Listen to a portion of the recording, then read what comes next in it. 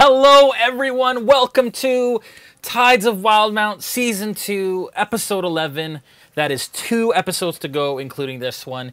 We've had some major technical upgrades over the last 2 weeks, and we are currently working out the kinks and getting it up and running, but it seems to be working really well, except I have a little bit of a stutter, but that's okay. We'll sort that out this week. First off, we're going to do some really quick announcements.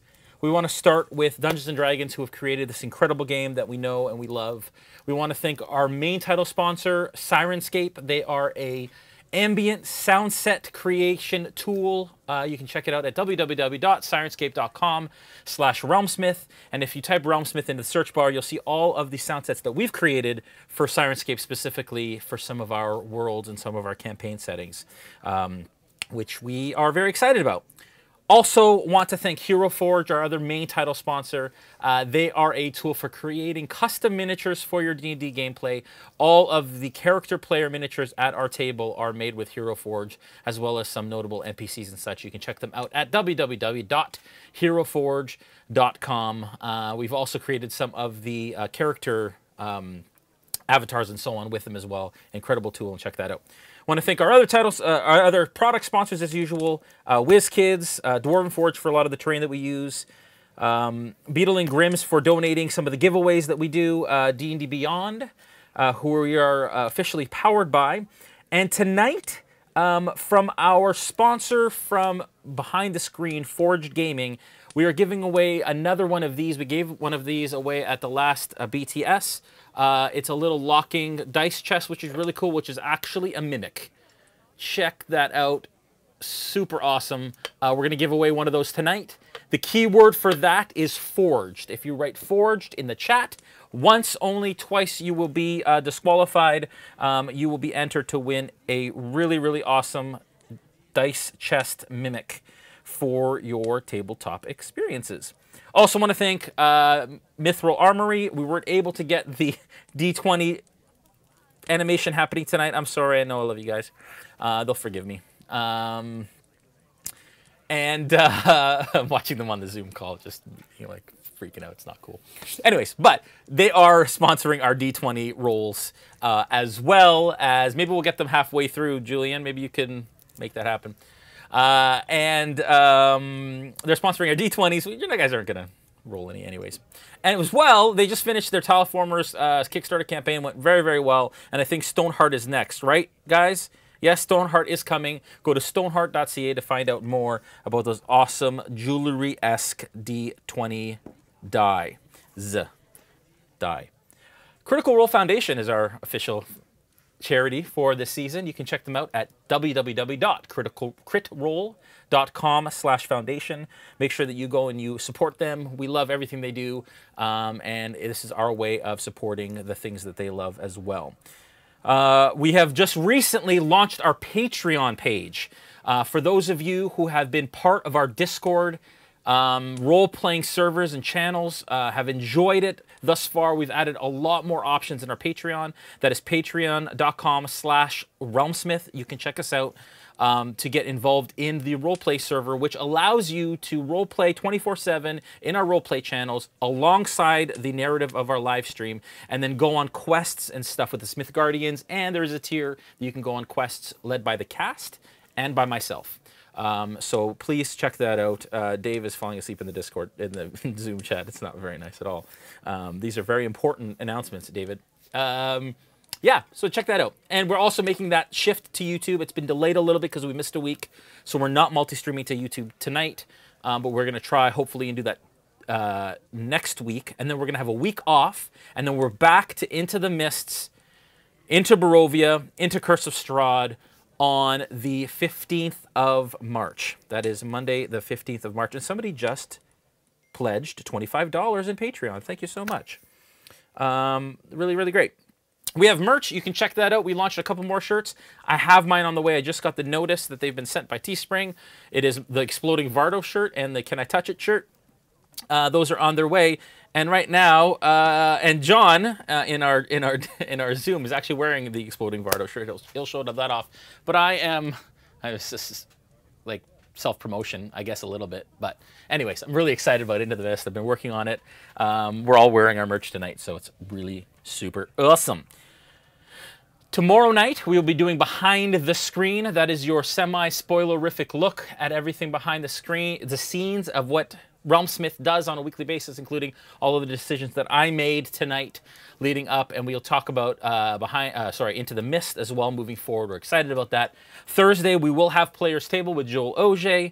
He will go over what happened in this session. I forgot to move that one over, apparently. I thought I did, but there it is anyways. Yeah. Hope you enjoy what you're seeing tonight. If you've enjoyed it so far, consider following us. If you're watching it on VOD after the fact, definitely hit that subscribe and that bell icon because we will be live on YouTube for the next season of Into the Mist. As well, check us out on our other socials. We're on Instagram and Facebook as well. And those are at /RealmSmith TV, not just RealmSmith.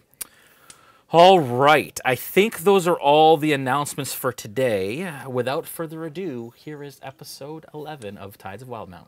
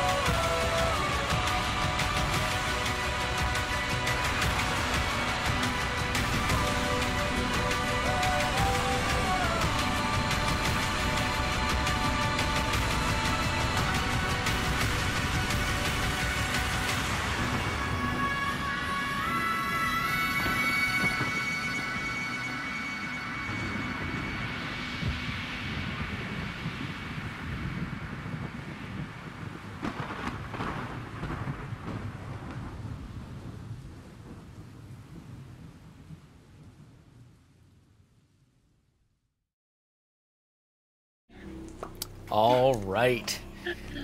Hope y'all are ready. Welcome back to Jazzfall, Captain Jolzos from the Dead Man's Plank. Jason, yes. Jason, why must you make merch out of my pain? Yeah, John, can you show off that Exploding Vardo shirt real quick for everyone? That's good there.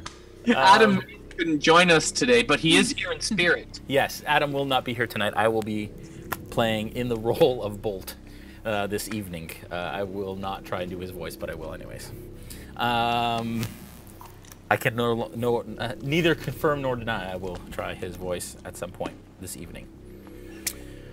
All right.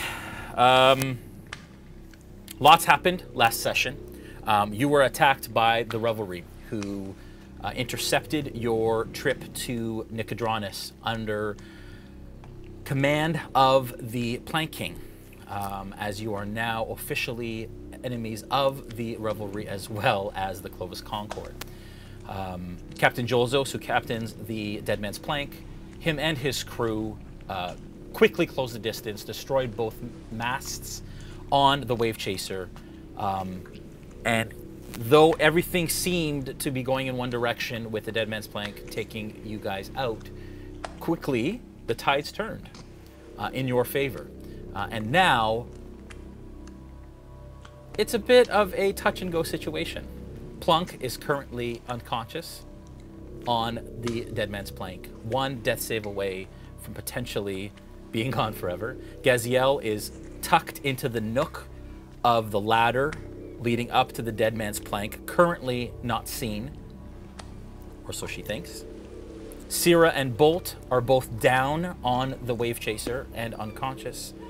The only two conscious from our party are Snow and Bacalhau. Snow still in the water, right, Snow? And Bacalhau up on the skiff on top of the deck of the wave chaser. Last we left off, Plunk was brought onto the dead man's plank by Jolzos. He dropped unconscious at Jolzos' feet as he was dragged under the water on the way to the dead man's plank. Seemingly frustrated, Elisede, with eldritch energy surging in his fingers, turns towards Plunk, extending his hands and lets out an eldritch blast seemingly in his direction. Jolzos, you notice though, as he extends his hands and that eldritch energy begins to coalesce, that he looks down and he notices something on Plunk. There is a moment of realization as Elisede shifts his hands away from Plunk and actually sends the eldritch blast at you instead. It streaks just past you and hits the deck just behind you. Back on the wave chaser, Snow, your echo is standing over a downed opponent. You are right beside Three Earrings, who is currently restrained, and that echo also senses that there is an enemy with a trident to the left of it. Bacalhau, you see this happening, and as you watch this kind of unfold, as Caitlin actually lands on the deck, or comes to the deck, sorry, has climbed over the side, just past where you are. This bonfire is out now, I think, because it's a concentration. Actually, you know what? It's still on fire because it caught the deck. As you see that there is a downed dragonborn at your feet, just to the side of the skiff, you look over at the feet of Three Earrings, and the Revelry pirate known as Rhynak seemingly breathes his last breath and goes silent and still, having failed his last death save. Cyra and Bolt, you are both unconscious, but you are stable, so there are no death saves to be had there. Bacalhau, it is now your turn. What do you do? Okay, are we, there's still live enemies on the ship, are there not? What's that, sorry? There are still living enemies aboard the ship, right? Yes. Yes, so currently, there is, unfortunately, we're just getting the overcam up and running, so it'll just be a second. I'll use my mind. Okay, just at your feet, there is a downed enemy. We're just going to switch to the overcam here for a sec.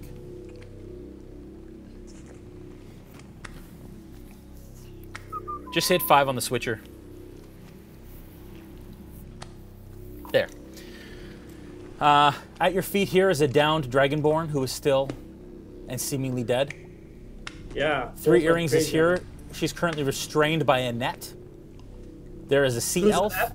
Sorry, who's net? Never mind. I thought it was somebody named Annette. Oh no, no, not a net. Okay. No. There is a sea elf with a trident, with Three Earrings in the net here, just past Three Earrings. There's another downed character here behind, who is the one that has just breathed its last breath, and there is another character over here who has just come up onto the ship. But to get to that guy, I'm gonna have to step over some bodies and a fire. I like the guy with the trident. I'm going to cast Toll the Dead on the man with the trident. And I'm gonna say, "You leave her alone." And Okay. I'll cast Toll the Dead. Okay, that is It's a a wisdom. I believe that's a female with the trident, right, Jolzos? Female sea elf? Eleni, is it? Yeah. That is correct. Okay. Toll the Dead. Go ahead. Can you read that spell quick for me? Yeah, it's a wisdom 14 saving throw. The target must succeed on a wisdom saving throw or take 1. Actually, it'll be 2d8 necrotic damage. I point at the creature that I see within range, and the sound of a dolorous bellow fills the air around it for a moment. Okay, sorry. So what's that saving throw? 14. 14 wisdom. Okay. Eleni failed to save. Okay, she failed to save. Okay, let me give you 2d8 damage. Oh, yeah. 4.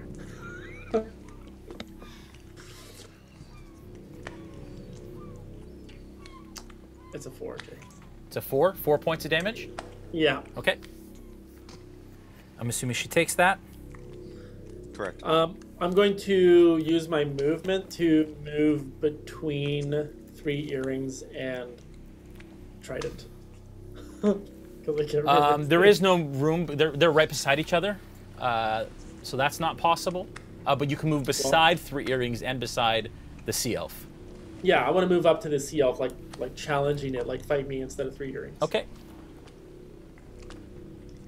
Because I want to roll a new character too. Okay. You are now there. Okay. Snow, you're up. Plunk, you're on deck. Okay. What's the AC of the net? Is it is it 10 on the net? That's a good question. Jolzos, do we know? I can find out real quick. Okay.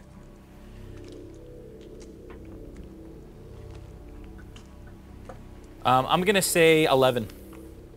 11? Yeah. Okay. That's the AC of rope. So my echo's making attacks on the net. I think only one of them is going to hit though at a 14. So that is a total of 11 points of damage to the net. 11 points. Okay. Yeah. Is that enough? Yeah, that'll separate the net. Okay. The net is now separate, and I guess 3 earrings is no longer restrained now. Correct. Okay. Great. Okay, we'll take that off.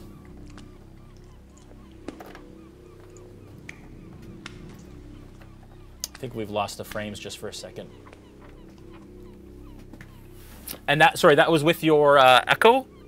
Yeah, that was with the echo. That's Okay. the full turn for the echo. Okay, great. Okay, Plunk, though we cannot see you, if you could please... You can't see me? No, because the frames are down. Oh, interesting. Are you sure? Because we can see them on the Zoom call. Yeah, I'm we watching the Twitch here, Yeah. and I can see them on Twitch. I can see Yeah. them on Twitch too. Oh. They can see them on Yeah, the I'll see. virtual camera, but... Sorry, guys, just one sec. It's fine? Okay, go ahead. All right, so Joel, go ahead, make your death save, please. So this is potentially the end. Hey, all of you folks at home who've watched Plunkrawk, thank you. Here we go.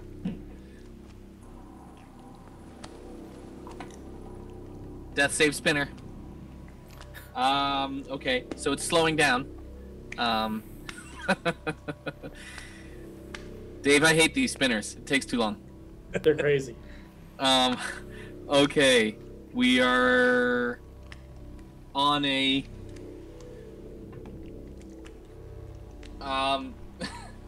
that's a fail.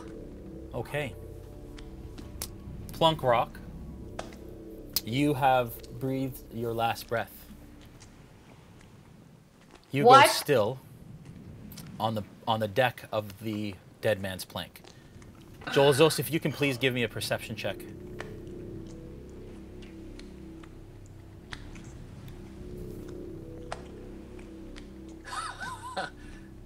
Oh man. 16. Okay. With the 16, you hear a long exhale that results in silence. And you see Plunk's body go limp.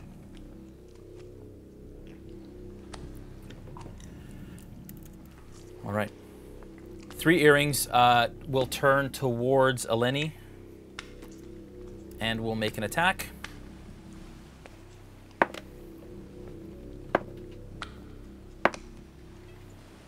The last one is a dagger attack with a 23. I'm going to assume that's going to hit. I believe so, yes. And that's 7 points of damage to Eleni. Copy that. Okay. All right. At this point, Gaziel, you are hidden in the nook of the ladder. As you were climbing, you saw that Jolzos was coming behind you, so you kind of like tucked in with your small frame into one of the rungs as they climbed over you. In your mind, you hear the voice of Yanil, and she says, "My child, jump aboard. I can get us out of here."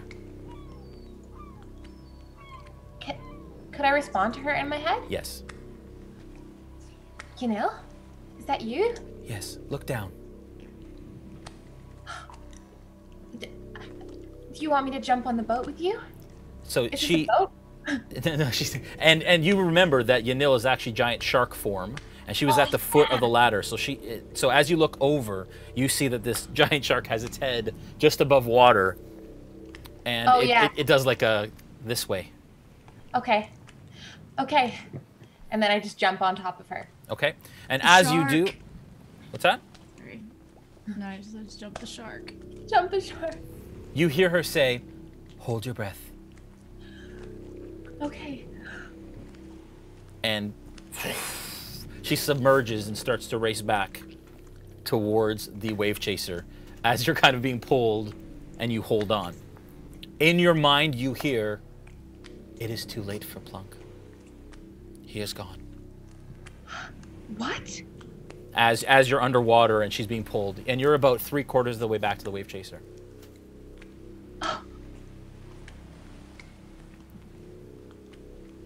It is now Caitlin's turn.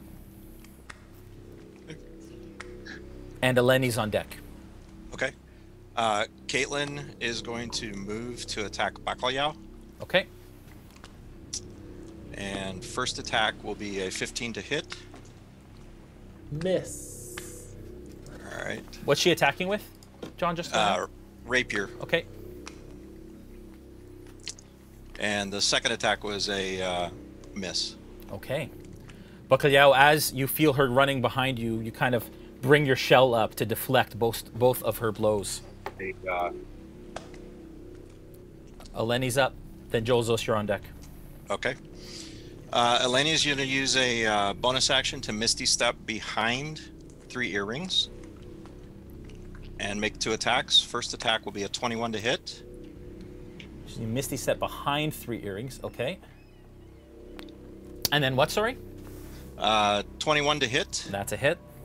9 points piercing damage. Okay. Second attack will be 15 to hit. That's a miss. Okay.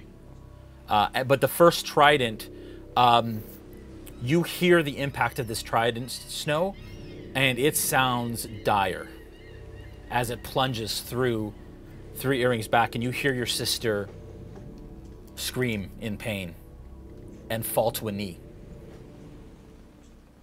Jolzos, you're up. Okay. LSC's on deck. And actually, at this point, Jolzos, because she has now turned seemingly against you, I'll communicate with Yokai Bunny on her character and communicate with her. Understood. Joel's also turned to 2 of his Marines and order them to take custody of Eliseed for attacking, and also state we wanted them alive, and order the ship surgeon to come over and treat Plunk, and the ship surgeon will come over and cast Revivify. Can you read the spell, please? Yeah, give me 1 sec. Revivify. You touch a creature that has died within the last minute. The creature returns to life with 1 hit point. And the spell can't return a creature to life that has died of old age, nor can it restore any missing body parts. Okay.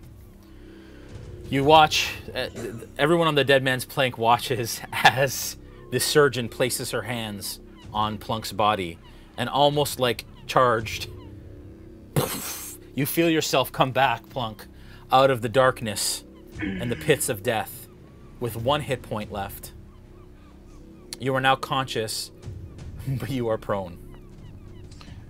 And then Jolzos will tell the bosun to sound the retreat.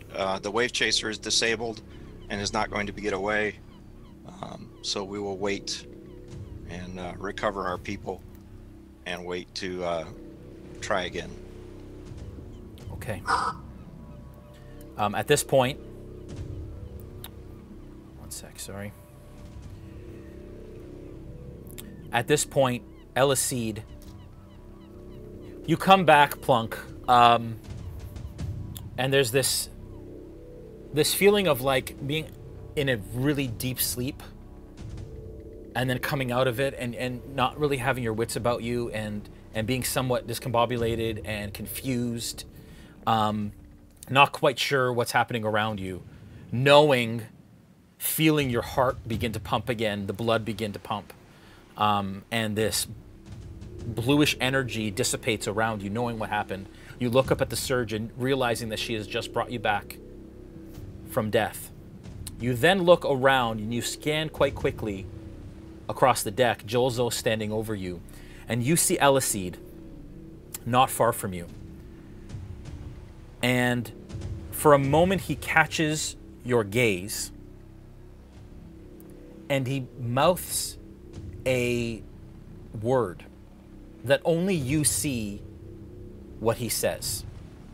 And when he does that, there's a broom that is sitting at his feet that floats up and activates as it kind of lifts off the deck. And looking you straight in the eyes, Elicede says, "Fly, Kancko, fly." And the broom makes a beeline towards your prone body. If I can, Jay, I will reach out to the broom to try to grab it. Not until your turn. Black. Ah! Yeah! Cyra, you're unconscious. Bolt is unconscious. Bacalhau, you're up. Snow, you're on deck.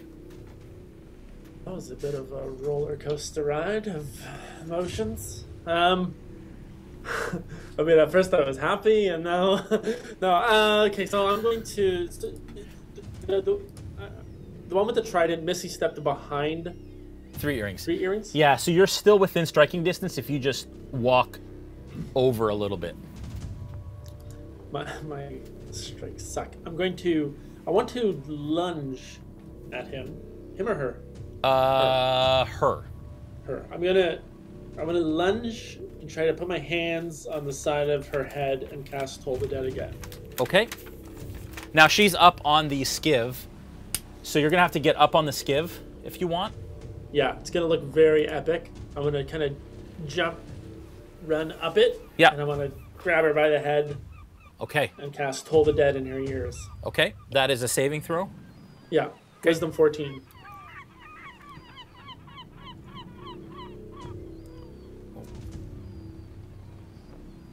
We'll just wait on that Just roll. a sec. 12 misses. Fails. This time much better. 9 damage. 9 damage, necrotic damage. 9 necrotic damage to Eleni. Okay. Snow, you're up. Plunk, you're on deck. So the only one near 3 earrings right now is Eleni, is it? 3 earrings, yeah. So Eleni has stepped up and has stabbed down. You can sense where they are with the sounds that surround the situation. Although you are currently in the water, so anything else, actually at this point, because of the distance, because of the waves and the movement, will be at disadvantage from a perception perspective. All right. The echo has its own perception, right? Yep. So the Echo is aware. Yeah, I'll be trusting the Echo to be able to make attacks if that's okay. Yep. Okay. So the Echo's just gonna have to attack. Okay, so the Echo's gonna jump Rhynak onto this side and attack up. Yeah. That's fine. Okay. Can attack at Eleni's feet. All right. So that's a natural 1 for the first attack, a 18 for the second, and a 16 for the third. Any of those hits? They will miss. They all miss. All 3. Okay.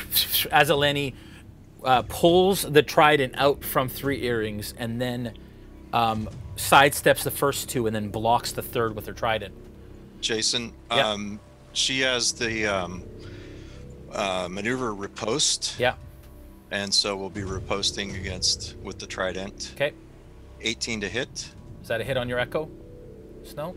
Yeah, that's a hit. The Echo poofs out of existence at this point. And Jolzo, sorry, did you say that you sounded the retreat? Yes. Okay. As you sound the retreat, back on your turn, on the Wave Chaser now, you guys hear a horn blow, incredibly loud, across, and it carries across the water and across the deck of the Wave Chaser. And you can see Eleni kind of perk up at the sound of this horn. Plunk, you're up. Okay. So do I catch a glimpse of this broom flying towards Oh yeah, me? it's flying directly, basically like it's gonna pass you. Okay. Can I? At which point do I notice it? Do I not notice it at all passing by me? Oh no, you notice it the whole time. So she says the word that you hear. Right.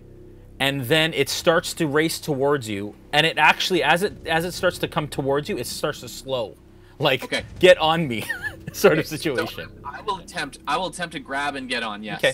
I will say that it slows enough that you can grab onto it, but give me a strength athletics check, please. Oh, you had to do. Couldn't it be athletics? A dexterity check? Athletics check, please.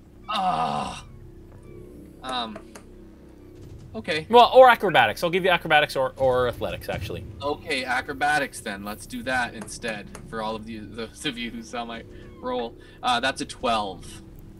Okay, that is enough. As you kind of flip around and over, and you put your arm around it, and you're not quite totally on top of it, but it takes off over the water with Plunkrawk hanging by the broom as it scoots and starts to fly back to the Wave Chaser. Cool. Okay. How much movement does this thing have? What's that? How much movement does this thing have? Actually, Joseph, do you know? I think it's 60. But I'm not controlling it. You're not controlling it. I believe it is 60, yes. You're not controlling it currently, no. So you're just holding on for dear life sort of situation, Joel? Yeah. Okay. I'm just so like... with that one movement, you're like halfway back to the Wave Chaser already, because the Wave Chaser is only 100 feet or so from the dead man's plank. I feel alive again. You should. 3 earrings. Actually, you see Bacalhau. You see 3 earrings kind of clutch the massive wound in her side as she begins to retreat a little bit back from Eleni, knowing that if she takes another, and she kind of falls up against the stairs, holding herself, knowing if she takes another blow, it's not going to be good. Yanil comes. You feel Gaziel, Yanil come back and surface as your head kind of comes out of the water, and you take a really deep breath. And you're right at the ladder to the Wave Chaser. Okay, but that is Yanil's turn, not your turn. It's Caitlin's turn. Eleni's on deck. So Caitlin is going to disengage. Okay. And then jump overboard, and with her Cloak of the Manta Ray, dash back to the plank. Okay. And that's a disengage, so then she can only move. How far is it on the with her cloak? The cloak is 80. Okay, so with that movement, she's actually able to make it back to the plank in that turn, she jumps over, and just alone with her movement, she's able to even grab onto the rungs of the ladder. Okay, Eleni's turn. Eleni, as a feat, is going to use her throwing fighting style with a bonus action, throw a javelin at Bacalhau. Okay. And then dive overboard and swim. So she's right beside Bacalhau. Bacalhau has his hands currently on her face. Okay. Let me see if it's changing.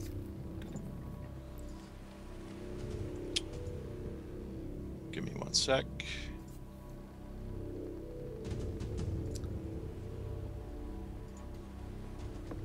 Okay, so what she's going to do is disengage first and then use the bonus action to throw the javelin. Okay, so she disengages as an action. I'm assuming she's going to move and jump overboard?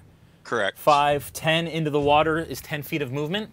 And as she kind of is about to go off the side, she tosses a javelin at Bacalhau. Go ahead and make that attack. That's going to be a 19 to hit. I'm assuming that's going to hit Bacalhau. That happens to hit. Okay. And 15 piercing. 15 piercing damage, Bacalhau, as it pierces deep into your quad. Are you down again? Yes, I fall backwards off the little boat. Starts to get queasy. Bacalhau falls backwards onto the top of the skiff, unconscious and bleeding out. Okay. Caitlin, Caitlin jumps into the water. How far did she go? To the bottom. When I stand up, I still have my face. Do I get an opportunity attack on her landing? What's that? Do I get an opportunity attack on the landing? No, it's too far. Sorry. Sorry, how far, Joseph? I'm double checking the distance on the Cloak of the Manta Ray. Okay. All right. At this point, Joseph, it is your turn and the plank's turn at the same time.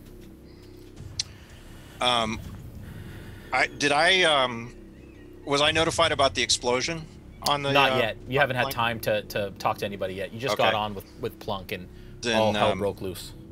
Command repairs on the dead man's plank, and order the crew to stand ready. The wave chaser is disabled, so we'll just keep our distance for now and prepare to put together another assault. Okay. And at this point, as you start to bark orders, you look over at Elicide, and Elicide has this look on his face, this torn look. Not sorry for what he's done, but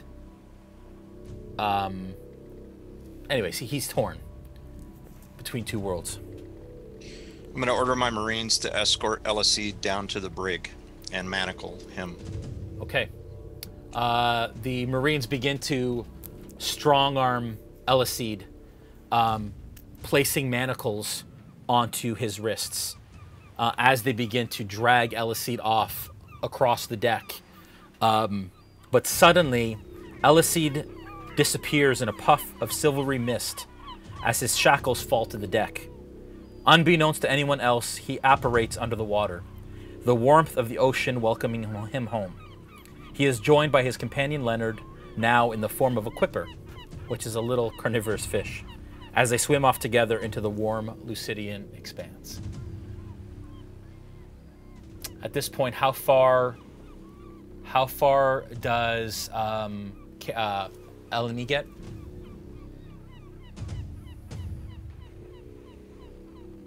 I think you're muted. So Cloak of the Manta Ray is a movement of 60 swimming. That would be Caitlin. And so she was dashing. Yep. And then Eleni has a swim speed of 30.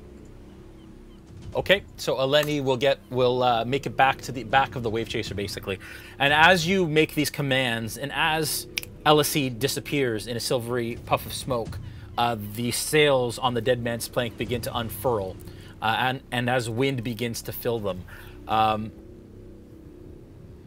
and you feel like a jolt as it starts to move. All right. Hey, Jason, quick question. Yep. So Elicide was the one who produced the broom for me to get onto. Yep. Now Elicide is gone.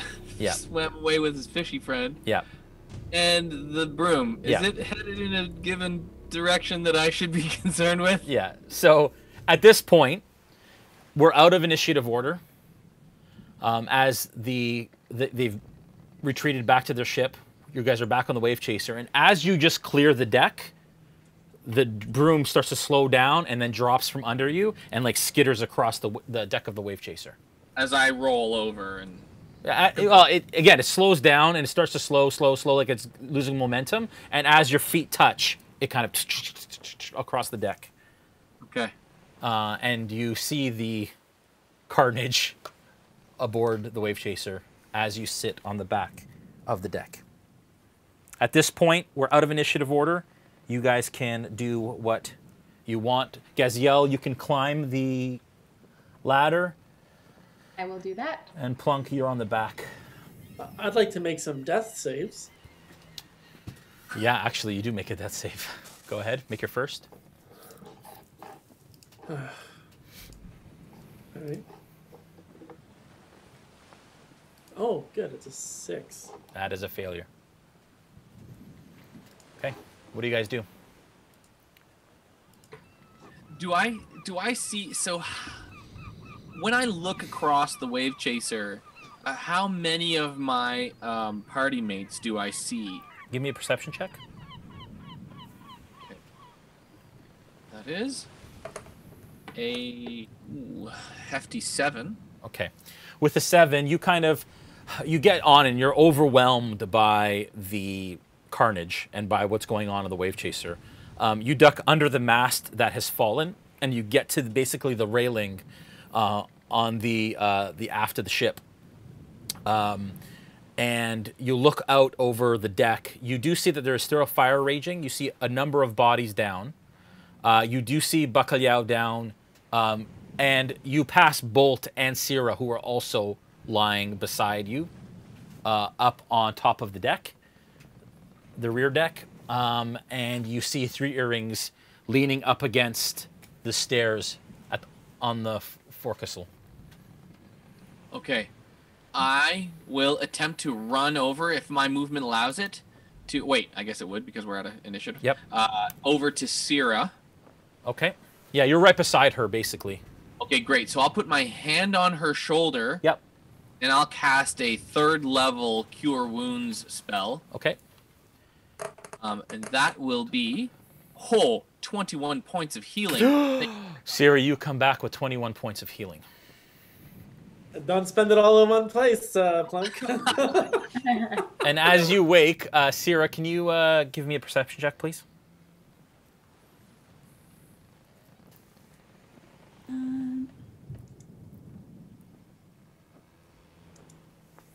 Is this working? There we go. Nat 20 with a 22. D&D Beyond actually helped me once. We love you, D&D Beyond.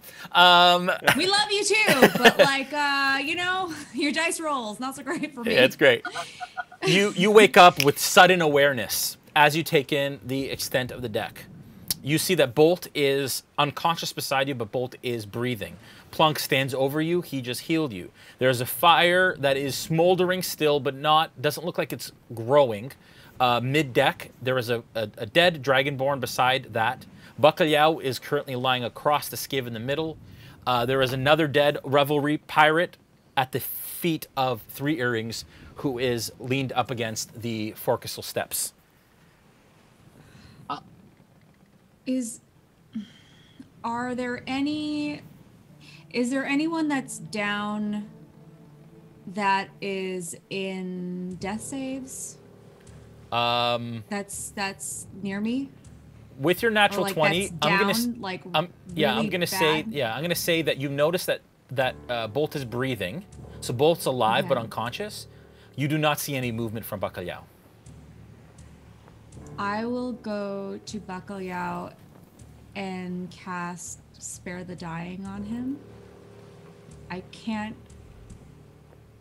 do much more, but at least for now.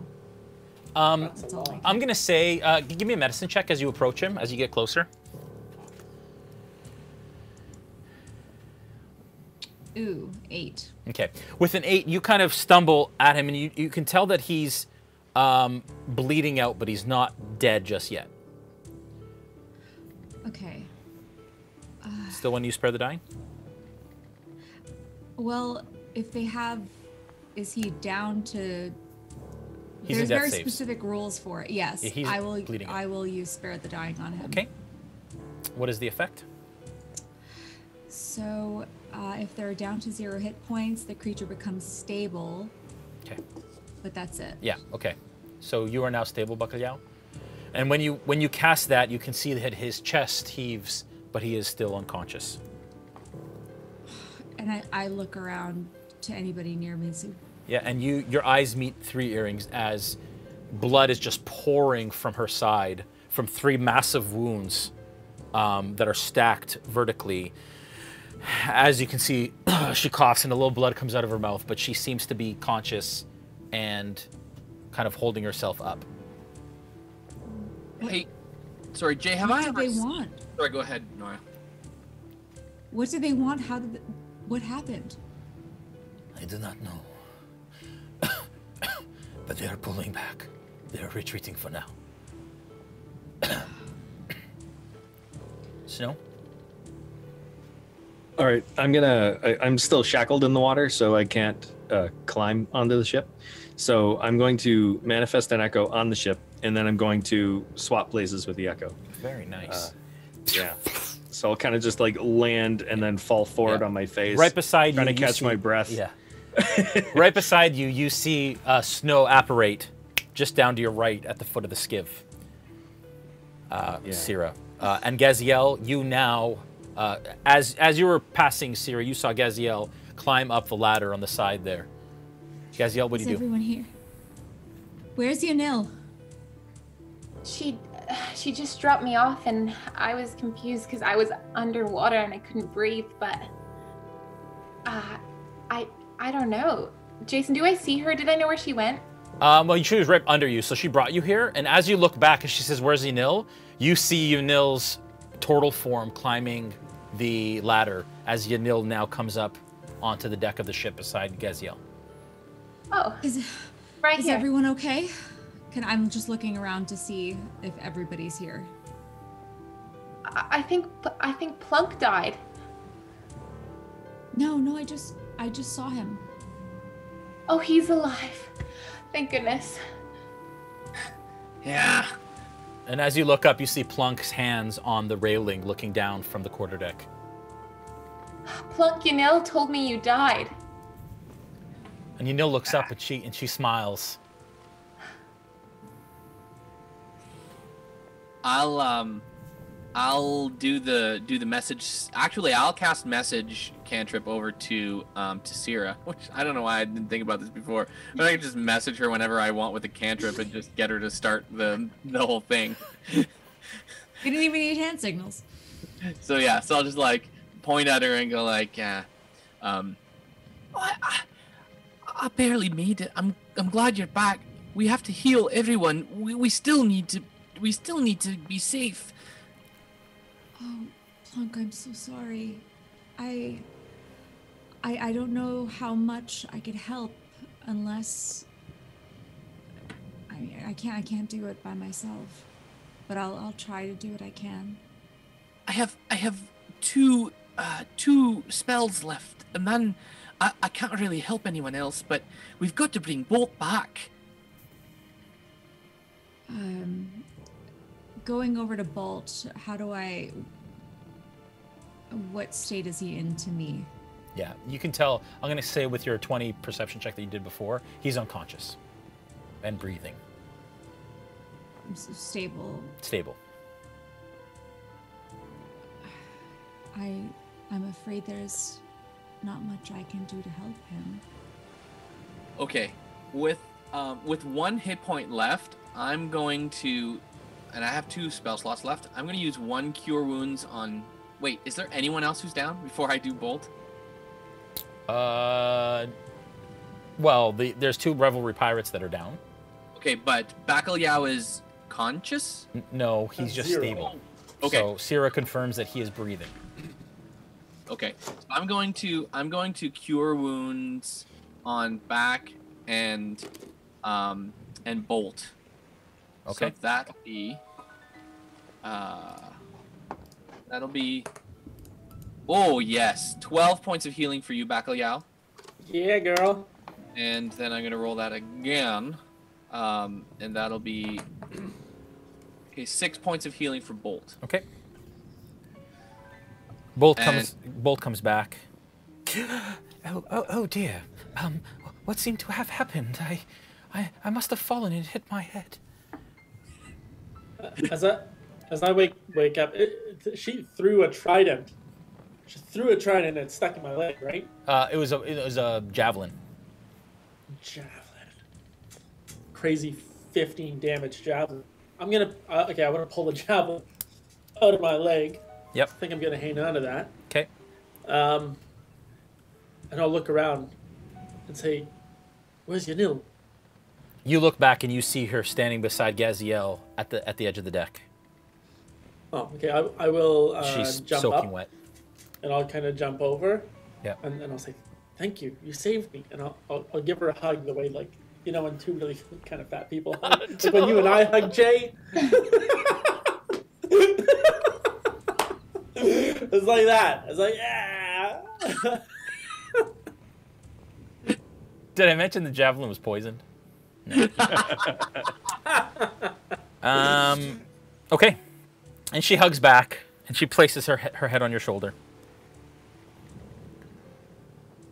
And as you hug her, you kind of look back, and you see back behind the wave chaser that the dead man's plank is some, I'd say about 300 feet. How far do you want to be, actually, Jolzos, from the wave chaser?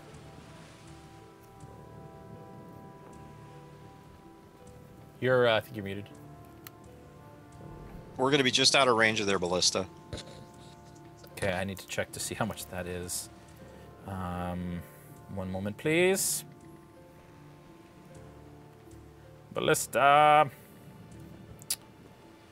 So 500 feet will put you out of that. So you can see the dead man's plank leaving, and basically creating distance between them and the wave chaser. Snow, you hear Three Uring say, Brother, we did it, but I don't know for how long. The dead man's plank is dangerous. If they go broadside and they aim their cannons at us, that is it. Well, there are worse ways to go, sister.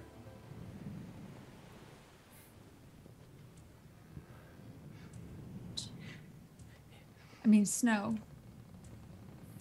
Snow, was this because of the poster that I saw earlier? I would assume so. These were people that I considered to be good friends once upon a time, back on Darktoe. Colleagues and brothers in arms and sisters in arms. You knew them.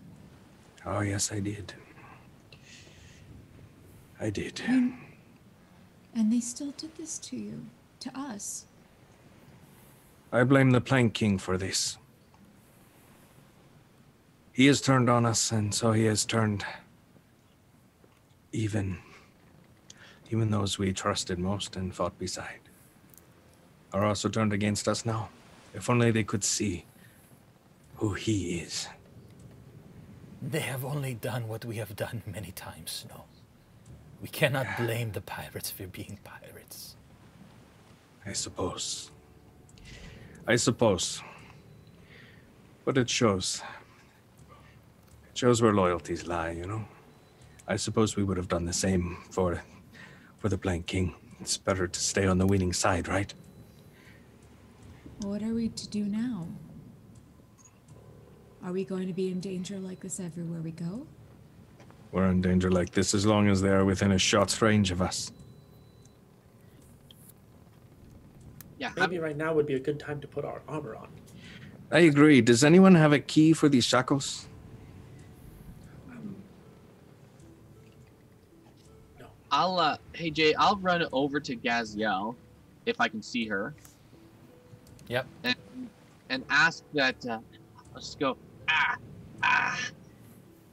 And then I'll remember again. Stupid message. I can just cantrip and yeah.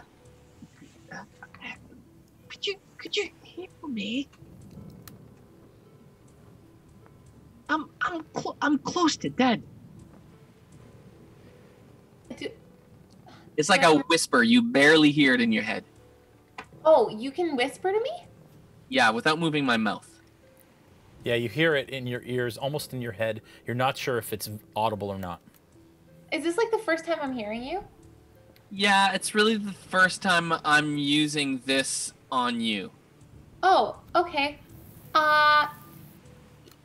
Yeah, I have some lay on hands left, and I can heal you with that. Yeah, if you don't mind. Okay. Whoa, you are talking to me. All right, I will use 5 lay on hands for you. I will just put my hands on your body and 5 points for you. Awesome. Healing. I cannot believe you just told me that. I'm sorry. This is the first time. I think I'm dreaming. Am I dead? No, but I was. Yeah. Yeah, you were, and then you're here now, and I feel like I feel like I'm imagining you speaking right now, but it's good to have you, Plunk.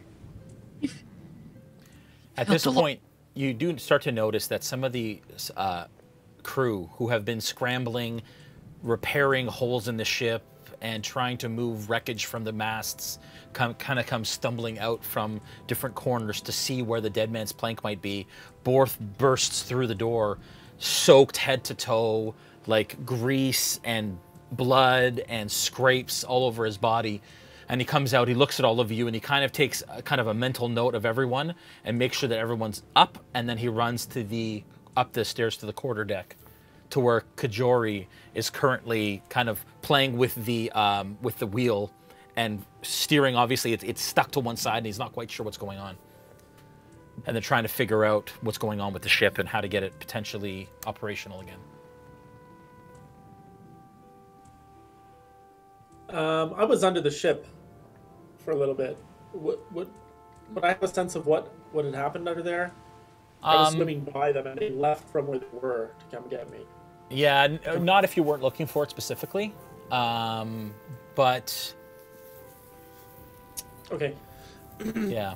I want to walk by Gaziel, and I'll approach her like I did, and then when I get close, I'll just put one hand on her little blue head and rub and say, "You saved me. Thank you." I mean, kind of, yeah, sure. Listen, I know we've had difficulties, but I think I could. What do you mean? Nothing. Let me give you some of. Let me lay some hands on you and just heal you a little for 5 points. Oh, thank you. Yeah. You're being very kind today. Yeah, I feel like we need to be prepared. I don't know what happened and how that ended so quickly, but I feel a little bit on edge. I don't know about you. Yes, I almost died. Yeah, you did. Now you're back. Wait here. I'm gonna run into the quarters, and I'm gonna grab her armor and run back and do it to her. Okay, Bacalhau takes off for a little bit, and as you're kind of looking around, taking stock of what's going on, he comes back with your armor. Oh, back. This would have been very helpful a long time ago, but I'm so thankful I have it now. Yes, now, I'm not doing this because you're my master. It's because we're friends. You call us friends? Well, yes, you saved me, and so this is the least that I could do. Wow, okay. Thank you, Beck. And then I'll just start putting it on and give him a little tap on the shoulder, but like aggressively. Yeah, like a buddy tap. Yeah. Yeah. Got it. All right. As you all kind of take stock of what's happening and the realization that you have felled 2 of the Revelry pirates who now stand or lie motionless on the deck. Some time passes, and you do notice that the dead man's plank kind of starts to turn about some 500 feet away. And Snow, you can tell that they're actually setting anchor at that distance, and they are broadsided, and you can see the doors of the cannons start to lift along one side of the ship. All right. Before this happened, was I able to get the manacles off by chance, or? You actually are able to find a key on. I do have my own set of manacles with the same key. Yeah, I'd say so. Okay. Would I have my armor on now by chance? You guys, I'm saying, if that's what you want to do for the next 10 minutes or so, while the dead man's plank was getting to its destination, I'll say that you've all been able to put your armor on. Okay. Nice. Yeah, and 3 Earrings probably knows about the dead man's plank moving for 2. Yeah, and she starts to make her way down over to her quarters as she kind of stumbles into her quarters and lies on her bed as she's got these gaping wounds. Oh man. All right. Blood just starts to soak through her sheets and her mattress, and she just lies down, breathing really heavily. You hear a rasp and a gurgle in her throat. In her chest. Okay. I'll give some encouraging words and I'll head to deck. Okay. They're turning, assuming they're turning to fire on us. Then I don't know if they would hear me, but I would shout off the side of the ship. You're working for a tyrant. The Plank King turned on us, accused us of trying to hurt him, and we did no such thing. Now look at you. Killing your own. Look what you made us do. Your own comrades. Our comrades. Dead on the deck. You're fighting the wrong battle. You're on the wrong side of this. You can change your minds now. You can join us. But whatever happens, we stand. Live or die, we stand. Stand with us. Do the right thing. Not knowing if your message has gotten across the expanse, there is no more action that happens. No cannons are fired, but the doors remain open. The cannons trained in the direction of the wave chaser as it sits. So if they're broadsided to us, then we could very well fire as well, could we not? From your ballistas, but right now they're out of ballista range. There are no cannons above the wave chaser. Okay. From a proportional perspective, how big are we? Like, is the wave chaser? Probably about 2/3 the size of the, I think. Okay. Or half to 2/3 the size of the, it's a warship. And are we taking on water? Is that what I understood from Borth coming up? No. You just know that he's been, as it's been thrashing about, as things have been crashing through, he's been fixing little leaks and stuff, but it doesn't seem like you're taking on water. You're just a sitting duck because you have no sails. Hey, I take that personally. Are we getting a short rest while we're waiting by chance? Would you like to take a short rest? I absolutely need a short rest, by the way, everyone. Okay. I'm going to say that you are all able to take a short rest, including 3 earrings. Whew. And that's all the hit including dice. Bolt, Yeah, exactly. who is going to take all of his hit die. Oh. With his forceful presence, he can reset his maximum hit point during a short rest. That's great. Awesome. Okay.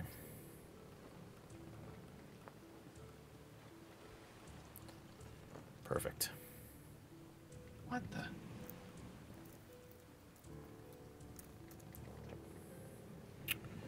Okay. You all begin to kind of hunker down and rest for the time.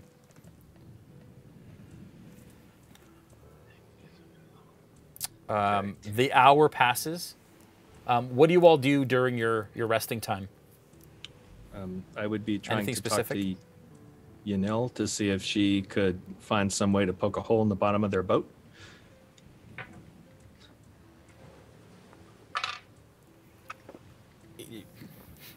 Yanil's like, I do not know. I wish there was a way out of here. I heard the story that you turned into a big shark. Could you not, chew a little bit or destroy the rudder or something? It's anything to give us a chance. Perhaps, Become a but woodpecker. not enough. A beaver? I don't know. Wrong stream, buddy. Missed that guy. All right. Any of you, do you have any ideas at all? Do you think it's the best idea to engage them right now, given everything that we've just gone through? My concern is that we cannot escape and they are just waiting to attack. If we don't try some way to sink their ship, they will just overwhelm us. They are resting now too, and out of their numbers, only 2 of them are down. Is there any... I hate to say this. Is there anything useful on the dead? I'll pull out really quickly that scroll that I didn't know or understand how to read, but then someone pointed out as a teleportation scroll. Yeah, and you can read it. It is a bard scroll. Okay, so I'll pull it out, not really knowing how to use it, and just like roll it out onto the deck of the ship and go like this. What is that? Anybody who can cast... Is there anybody who can cast Teleportation Circle? I don't Yanil think so. should, right? No? No. Bacalhau, you recognize it. You recognize it as a teleportation scroll. This is a teleportation scroll, but I can't use this yet. This is too advanced for me. Give me an Arcana check, Dave. 16. Sorry? 16? Yeah. With a 16, you know that you can absolutely cast it, but there's a chance of failure if you cast it wrong. And there's a certain DC that either of you have to pass in order to successfully cast from a scroll, or the scroll just dissipates and is no longer useful. What does it do, though? And this teleportation scroll, Plunk, with the letter that you received previously, in order to use teleportation, you need to understand the sigils and the code basically that exists within the circle that you're going to in order to be able to use it. And whoever M sent you this scroll has written and has created the sigils for you to know the circle that they want you to travel to. But at this point, because you don't know you don't know the spell yet, that's really the only circle you can go to. Okay, and am I aware of where that is, Jay? No. Okay. It's just a sigil with symbols on it. Okay. I will relay that we could try it. I could try it. But if we're unsuccessful, the scroll will be ruined. And it would work for all of us? Yes, so, or otherwise, Jay may have told me otherwise. It would work for all of us, Jay? I believe it's up to 8 participants. Let me just bring it up. I had it before, but lost a bunch of stuff on my laptop when it went down. So hang on one sec. 8's a good number. We'd be leaving others behind, but perhaps they're not the ones that they're looking for. Those aboard the Wave Chaser would still have to pay. for abandoning Darktoe.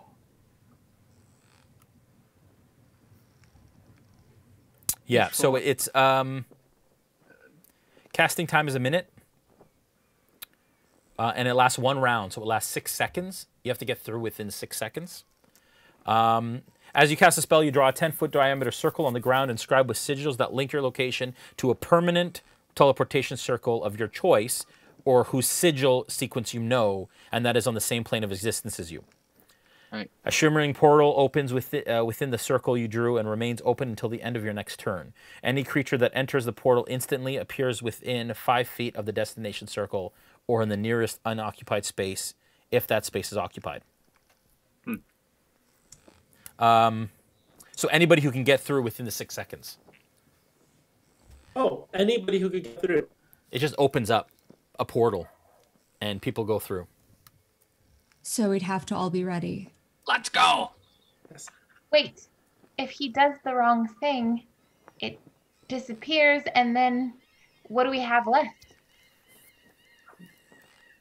Paddling? I guess we'll have to deal with that once we get there. Does Bolt can he artificer this thing to make it better? I don't believe it works that way, sorry. Alright. I guess the only thing you can do is try. Our last hope. But we'd have to make sure everybody's here and ready. Let's inform the Going with crew us. and the captain, yes? It takes 1 minute to prepare. I'll pull out my 2 daggers in readiness for what might be on the other side, because we don't know where this thing goes. All right. I'm going to take a piece of the charred. I have to draw this circle, right? Yeah. So you have to. Yeah. Basically, you have to. Well. So all the components that are needed within a spell, if it's a scroll, has already been used in the creation of the scroll. But yes, you have to draw the sigil, and then the scroll opens up the portal. But the DC on the check is 10 plus the spell level, and it's a 5th level spell. So you're gonna have to pass a 15 in order to. With an Arcana check? No, with a skill check. So whatever your spell casting skill is. Plunk could inspire, right? I could. In fact, I'll do that now with a small song. It goes something like this. Bacalhau, don't screw this up. Otherwise, we'll all end up in the worst place that I can't think of the name for right now. So, whatever you do, don't screw up Bacalhau.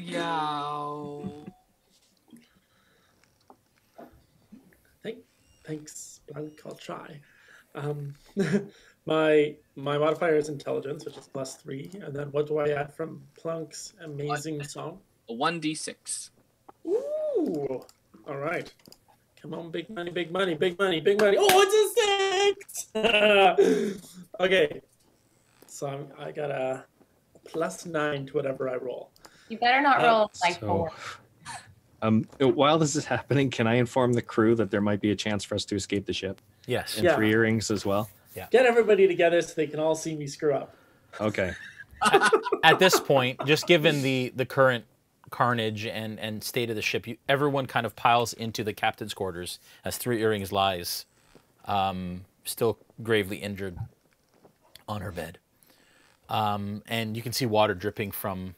And that she's had a rest. She's been able to bandage herself. Some of the crew helped to bandage her. So she's regained some of her strength, but still quite hurt through blood-soaked bandages. And she looks up at you as you come in, and as the crew kind of funnel in after you. Sister, we have an opportunity. We might be able to teleport out of here. Will you join us? Will I go with you? Yes, we will have to abandon the ship. Brother, you know better than that. Oh, I know you. And I know that you are more loyal to your life than you are to this ship. The captain doesn't have to go down with this one. Come on. I thought you knew me better than that. The wave So chaser is my home. I know you well enough to know that you are so injured that you will not fight me if I drag you with me through this portal. And I will. Using Mind Link, can I just say to Snow, okay, but we can take 2 others. What are you going to say to the others that we're abandoning? Well, I thought it was open for 6 seconds, and anybody. Oh, okay. But 6 seconds, like how do you think we'll be able to get everybody through? Single file. There's. How big is the portal? I think it's 5 or 10 feet. Hang on 1 second. All right. A 10-foot diameter circle on the ground. A shimmering portal opens with the circle you drew. It appears with, yeah. So it's basically like just a doorway. So 5 by 8 feet sort of situation. Okay. Yeah, we can fit a lot of people in all at once. Yeah, we'll everybody run. A running start at it. Yes, everybody run. I wouldn't want to give somebody's hopes up and have us leave somebody behind. I understand what you're saying. Perhaps we just need to communicate that everyone needs to behave as fast as they can, and those who are left are left. This may be the only chance we have to leave this situation. All right.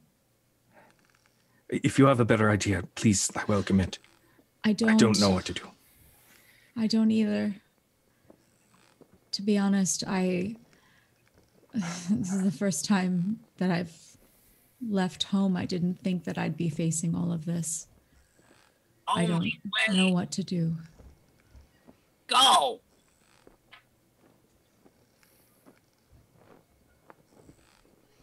But we have to try. We do. Okay, is the whole crew assembled in this room here? Yep.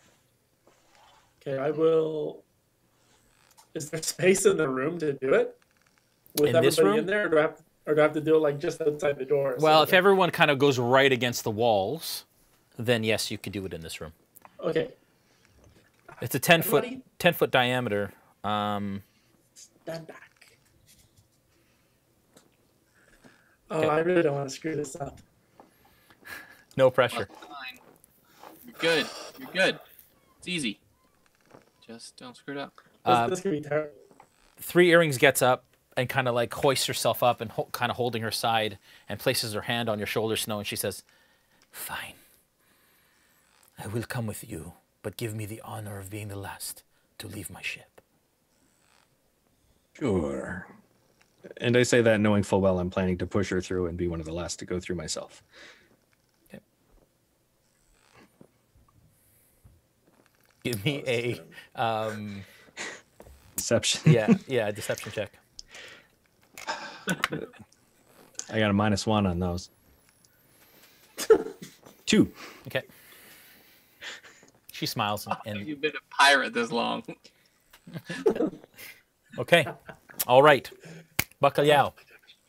Yeah. You begin to draw the circle as you begin to read the scroll. The rest of you who do not understand this school of magic, conjuration being the exact school, don't understand exactly what he's saying. As he, I'll put one of my hands on Plunk's shoulders, and I'll hold Gaziel's hand with my other. Okay.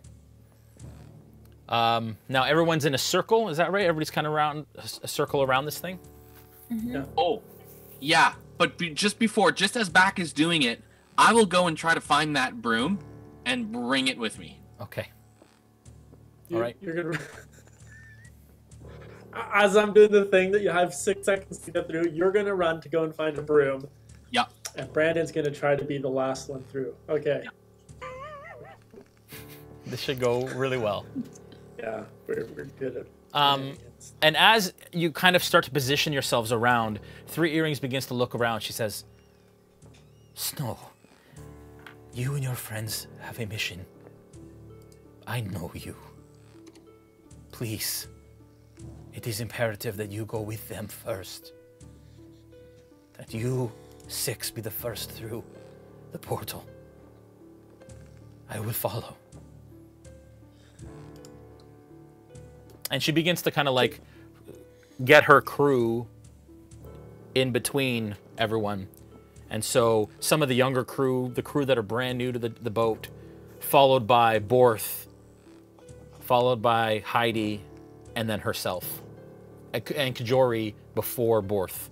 You kind of row of rank, all in a circle around the teleportation circle that has already kind of been drawn and is starting to be cast. And you're about 30 seconds into your casting here, Bacalhau. Plunk, you come back at this point. Is near me as well. Okay, so what is the order that you are all entering this circle? I need to know who is in order, single file. I'm going to try to be back in time so that I'm back before the spell is done, and then be like single file right at the front, basically, if I can. Okay, so it's Bacalhau's first, then it's Plunk. I'm going to put you guys in a little line here so I know exactly what's happening here. Okay, so we have Plunk first, or sorry, Bacalhau first, then Plunk. Who's next?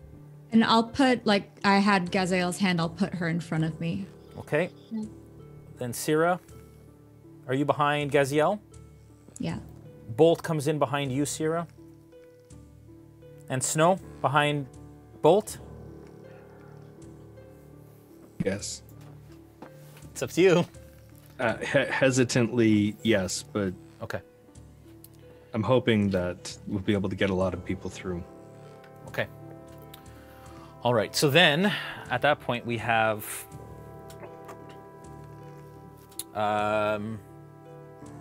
we have the crew, we have there's like 5 crew. And then Heidi.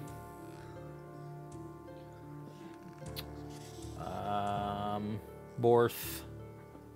Sorry, Borth, Heidi, Kajori. Sorry, this is important. Some of us are not going to get in. This order is important. Why is it so important, Jay? We're going to rush. We're going to be fine.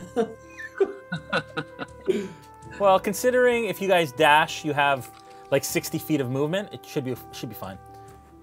Should be fine. Should is the key word here. Should be fine.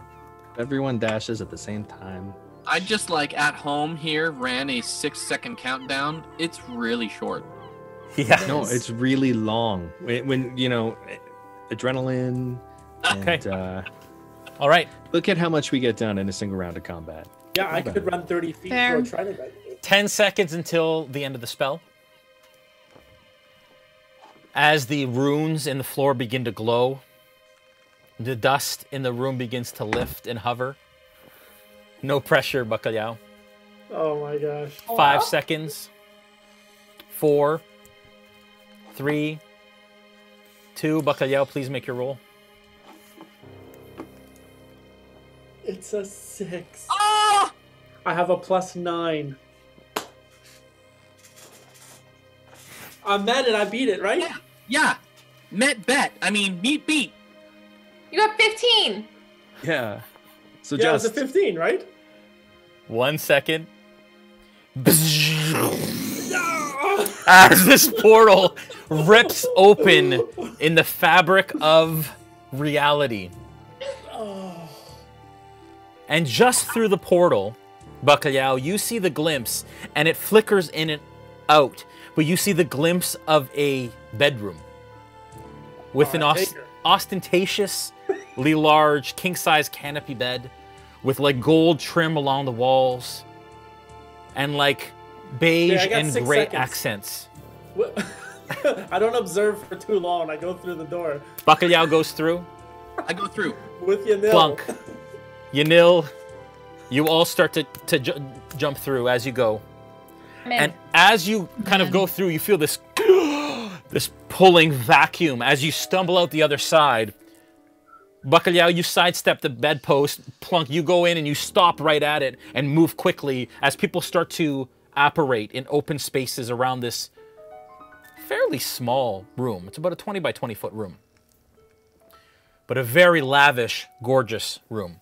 Into the darkness of a darkened room, actually. And you can see stars outside the window as people begin to come through, one at a time. Being able to see in the dark, can I look for some form of light for everybody? Yep. So you see that there's lamps, oil lamps on the bedside tables beside the canopy bed. And there is 2 doors. One that looks like a main door that leads out, and then there's a smaller door as you kind of come in through the other side. Where are we? What is this place? Kajori comes through. Heidi, Borth comes through. Heidi comes through with me, right?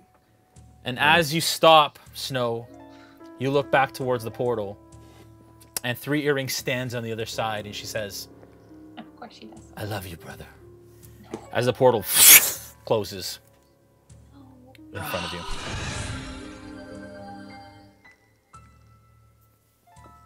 Okay, I drop to my knees and just shouting at the space of the portal. In Marquesian, something along the lines of, damn you, stubborn. And Borth, as he comes through, he kind of pushes Heidi aside and goes to kind of grab the portal as it disappears and kind of stumbles out the other side of it. And that's where we're going to take a break for this evening. Before we go, just before we go, I got a message this week from Yokai Bunny, who is a member of our Discord. And she wanted me to read a message. She also plays Eliseed, who had a very heroic, incredible moment during this scene. She sent me a message that she wanted me to read to the community. She says, Hi, Jason. This is Yokai Bunny in Discord and Twitch.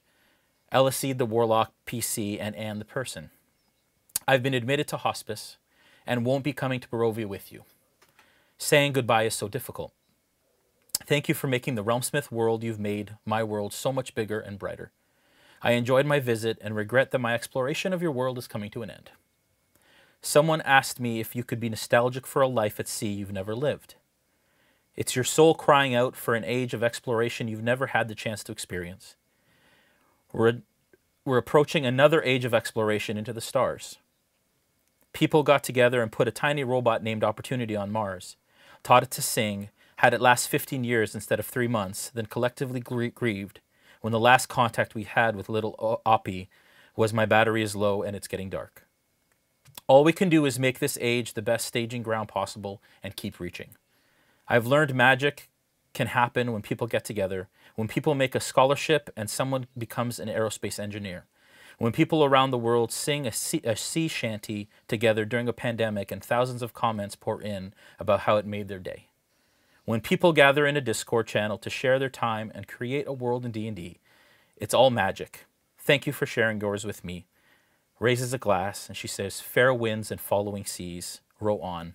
And that's from Anne Eliseed. And I just want to wish her best on her journey and thank you for joining us. We're going to go to break. We'll be right back. All right, welcome back. You all find yourself, as I said, in a lavish bedroom. Ostentatious canopy bed. Gold-colored filigree adorns the walls. Beige and gray accents to the paneling in the walls. There's 2 doors out of this room. One that seems like a larger kind of main door and a smaller single door. 2 oil lamps on each of the bed stands, side tables, and a dresser, wardrobe of sorts against one wall. And there is a thick fur rug on one side of the room. And there is a fireplace with a high back chair. All in this one area. And you all kind of stand, not shoulder to shoulder, but very, very kind of packed tightly in this room. As you do, Borth is grumbling to himself, and you hear him say, like, crotchety, old, stubborn. Ugh. He's angry at 3 earrings. I'm assuming is what we're. That's what you get, yeah. Yeah. I want to go beside Bacalhau goes over beside Snow and just kneels on the ground beside him, like the way that Snow's doing it. Just puts put my hand on his shoulder and say, "I'm sorry, Snow. If there's any way we could ever get her back, I know we will." And open it again.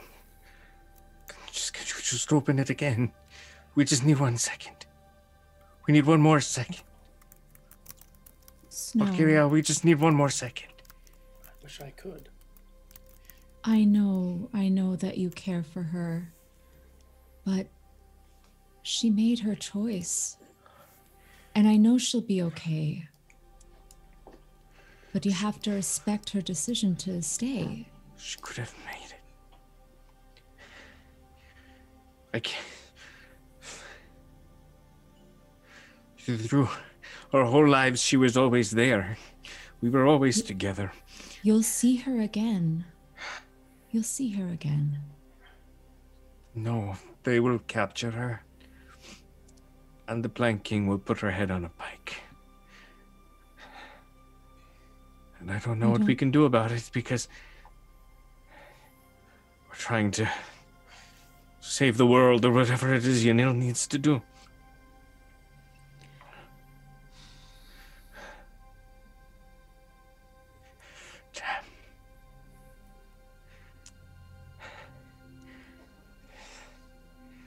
She could have made it, and she stayed behind like a stubborn fool. As they're discussing this, Jay, I'm going to just kind of nudge Bolt and kind of look around the room to try to get a bearing on where we actually are. Like, is there any maps indicating the region that we're in, or any markings that show, where we are? Yeah. Give me an investigation check. Sure. Wait a second here. Investigation, you say? Absolutely, and apologies for the delay. You can add a +8 to that as Bolt is helping you. That's a 19, then. Bolt says, perhaps we look around. And he starts to kind of like shuffle around the room and move in and out of people. And he heads to one of the windows. As you look around, you actually look under the bed with that 19, and you see that this circle is inscribed in the floor. The permanent circle is under the king-size bed. Kind of engraved or brandished on the floor. Yeah, somehow? like a permanent. It's a permanent teleportation circle that happened to have been created in this room. And it's a bedroom, but so this king-size bed is like partially on top of this circle. Yeah. It's hiding the circle. Yeah. Oh, so it's like literally covering the circle. Yeah, yeah. Like it's a huge bed, and it covers the circle. It's a huge canopy bed. And Bolt looks out and he goes, it seems as though we are 3 stories up in some sort of building. It is night here too. I'm surprised that we're that far up, so I'll go to the window as well and try to identify what town we're in. Give me a history check, please. Okay.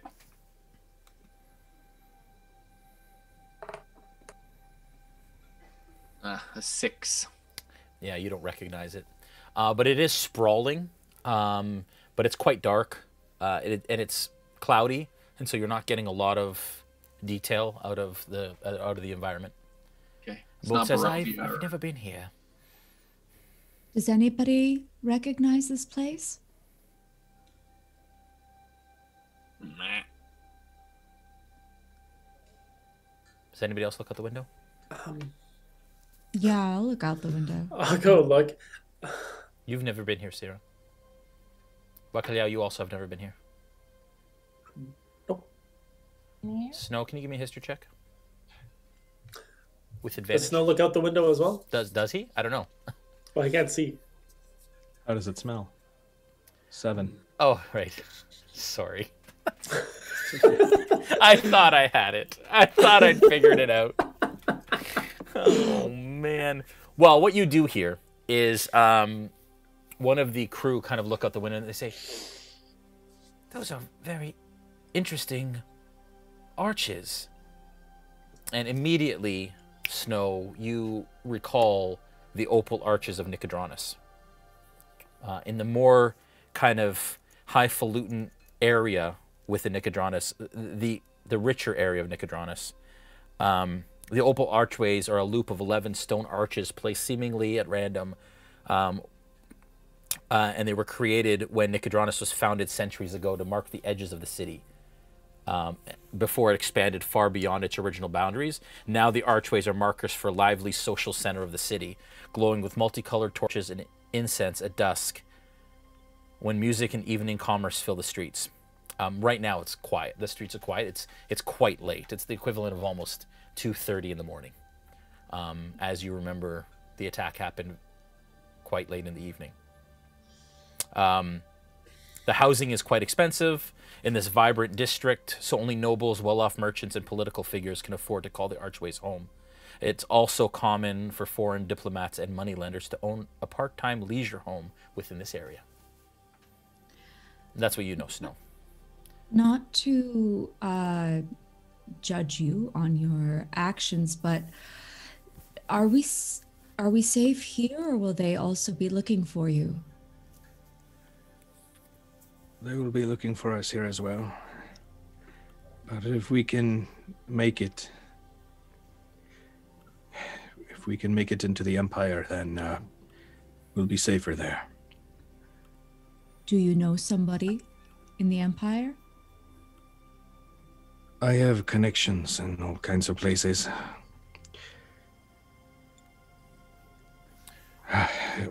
So maybe. It all depends on who's still alive.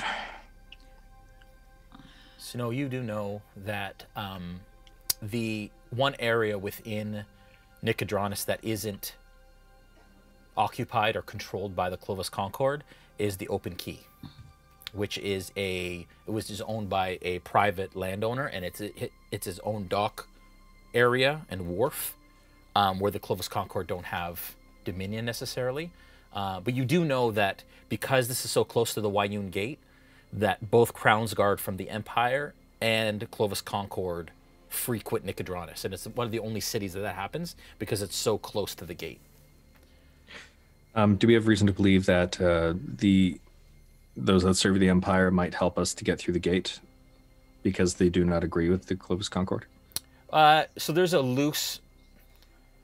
There's an unspoken kind of tenseness between the two, but they do have a peace treaty. And so there isn't anything... Like the Crown's Guard and the Clovis Concord aren't at war at all, and that's why. So they do commerce here, and they share this area and control of this area because it's close to the border. With my underworld dealings and knowledge, is there any way that I know of that we could be smuggled past the gate? That's a good question. Give me a history check. I will ask the same, Jason. Yeah. 17. Do the same, Plunk. Okay. With a 17, you've heard of stories of people being smuggled through in carts, and all kinds of contraband go through the gate. But they're it has to be incredibly convincing, and often magically manipulated in order for it to be successful, as they're very careful at the gate. Especially the people coming into the Empire, going the other way, not so much. And there's no it's kind of like the Canadian-American border. Okay. All right. But no underground routes or anything along those lines. No. And I got a 7 on my... Yeah, it was so a Plunk, you haven't crossed through the gate before, so you're not even really aware of its makeup or its construction, but you absolutely know that you have a potential way through. Yeah. So we're in Nicodronus, and we are by the Opal Arches, which were once the borders of this town, but no longer. It's much larger now. But we need to get through the Wayun Gate, and one of the only ways we'd be able to do so secretly would be to be smuggled across, and doing so would not be easy. We would need some sort of magic to help. But I welcome other ideas, of course. Being in the city, we will have to be disguised or something because they will recognize us. Well, I have my disguise still. Well, we are in a bedroom, are we not? I feel like this is I don't know, a bed sheet or something under my hand here. Yes, we're in a bedroom. I think we should probably find out who our host is before we loot their closet. I suppose so. Hold on a second. Plunk? Where did you get that scroll that we used?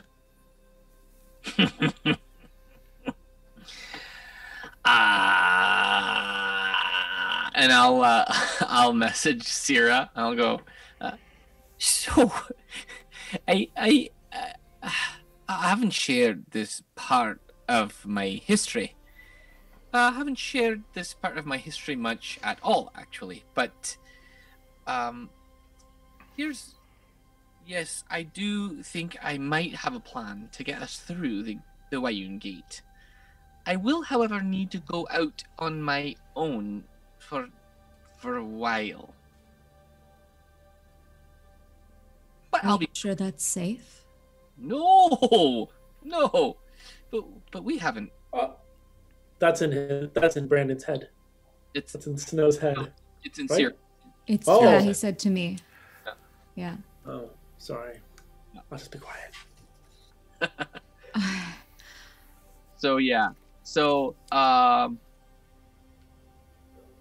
Jason, how much? Well, I know how to reach these people, right? So all you were told was that you were to go to the gate and meet someone there. Yep. That's all you know. You don't know who. You don't know how. All you know is from the song that you heard in that message some time ago. Yep. Okay. And I wrote all that down. So. Yeah. All right. Yeah. But if you insist on going, you know I can't let you go by yourself. And so I hand him my ring. Oh. If anything happens, I'm here to help you. Oh. Okay, that's great. Do we tell the others? We'll have to tell the others. But that's a good plan. This way, I don't have to go alone, and I might need some extra eyes along the way. Okay. Well, here's what we can do. I'll become invisible and go as far with you as I can. And if I need to, I'll go back into the ring and come back out in case of an emergency. Okay. But if I'm not in the ring and invisible, at least I'll be able to give you a heads up as to what's going on if I see anything. There's no way I can let you go by yourself. These people I'm to meet, they would not be all that welcoming of, let's just say, friends that aren't part of their circles. So Okay. we'll have to be careful. I'll trust you on that. Okay. And I'll say, but not yet. Let's tell our friends that we might have a plan. Okay. So so I'll turn to Snow. I'm trying. Sorry, Jay. Just so you know, what I'm trying to accomplish is get to the gate to my contact there. Without divulging too much of my my mission to put the party in danger. You know what I mean? Right. So so that's kind of what I'm trying to accomplish. Okay. All right. So I'll turn to Snow and go. I'll tug on his elbow, and point at him, and with message cantrip say, Snow. Very quietly whisper. I'm sorry it's taken me so long, but you've heard me before. Plunk? That's me. Right. It has been a while, hasn't it? It has. You should do this more often, my friend. I'm sorry. Sometimes I forget what I can do. It's crazy. I'm actually really poor at most of this game. I mean, this kind of thing. Well, I might have a contact who could get us through the gate. In fact, I know I do. And, however, I will have to go alone, but I think I could take Cyra with me. And she could be invisible, and I could make the contact at the gate to get us through to the other side. All right. All right. What should we do in the meantime? Well, you'll have to safely find a place back here. I'm not sure if this room is safe. And with that, Jay, can we determine when was the activity that last happened to this room? Does it look like an occupied room? Yeah, survival check. There, okay. Sorry, what was that check? Survival. Okay. Yeah. Okay, that's a 13. Okay. With the 13 survival check, you kind of do a bit of tracking around the room. No one's been here in, it appears, maybe at least a week or two. Like there's a little layer of dust over certain things. We imagine more or less a week or so. I would also say that with your investigation check of 19, you're kind of looking around and you're sort of seeing some things, and you do see that the wardrobe is slightly ajar, and it looks empty except there's a sack of something, and it's kind of a lighter colored canvas bag inside, and you see the glint of metal around the neck of the bag. Okay, I'll go over there. And I'll relay the observation that it doesn't seem like anyone's been in the room for a while, for about a week, and that to me, friends. Actually, I can't say that. Snow. It seems as though no one's been in this particular room for about a week. I mean, maybe you might be getting a faint smell of that. It's a little musty and dusty. So I don't think there's any harm in actually staying right here. All right. You do what you need to do. We shall stay here then. Okay, and I'll go over the wardrobe and check out what that sack is. Okay. You crack it open a little bit, and you see that same metal symbol, which you recognize. It's a little tag that's tied around with twine at the neck of this bag. Okay, can I I'll pull it open. The others have seen the scroll. They didn't see the box with the symbol on it though. Right, okay, they didn't see the box with the symbol. So I'll sneakily. Will I sneakily? Yeah, I'll sneakily pull it down and try to prevent them from seeing that there was this sack of stuff there. Okay, sleight of hand. Okay. That is a 17. Okay, anybody with a passive perception of 17 or higher? I'm assuming not. 17, yeah. You have a 17? Yep. Snow, you hear the wardrobe open, and you hear the clink of what sounds like coins. And Plunk, you kind of pull it out, pretty confident nobody saw, because nobody did. And you open up that bag a little bit, and you see that there's a significant amount of coin in there. You see lots of gold and platinum, actually. Sheesh. And you also see a red liquid inside a bottle that you know is a healing potion. Okay. And a little note, little paper, a little bit of paper that's folded in half in there as well. Okay. So I'll get up and kind of walk over to Whispered Plunk and say, "I'm assuming this is payment for your contact, hey?" Well, I mean, they generally try to keep things under the table, so to speak. This one happens to be over the cabinet. You know what I mean? Certainly. Just remember that normally we split these sorts of things between us and then discuss major spending. Sure, let's do that once I've returned. I agree. That's a great idea. All right. So with that, I'll roll the sack up. Not investigate it at this point in time. What's inside? I'll just roll it up, tuck it into my belt sack, and then ask Cyra if she will come with me to my contact. Cyra? I give a nod and then I cast invisibility on myself. Bolt goes, "Oh, where'd she go?" And all of you are still kind of like bleeding and bandaged and hurt and not spelly at all. And Bolt goes, go ahead. Where'd she go? And he kind of looks around like.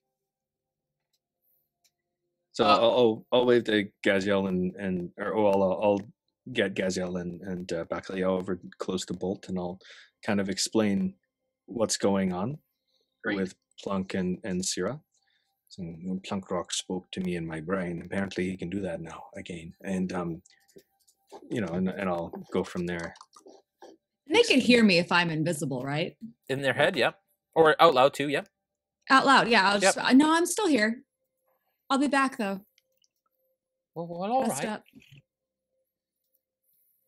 Okay. Cyra, they wouldn't be looking for you, would they? Well, no. I wouldn't assume. I don't know. I don't think so.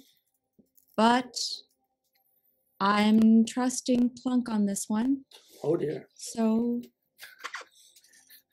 hope for our safe return. Yes, so we'll just wait here. Okay.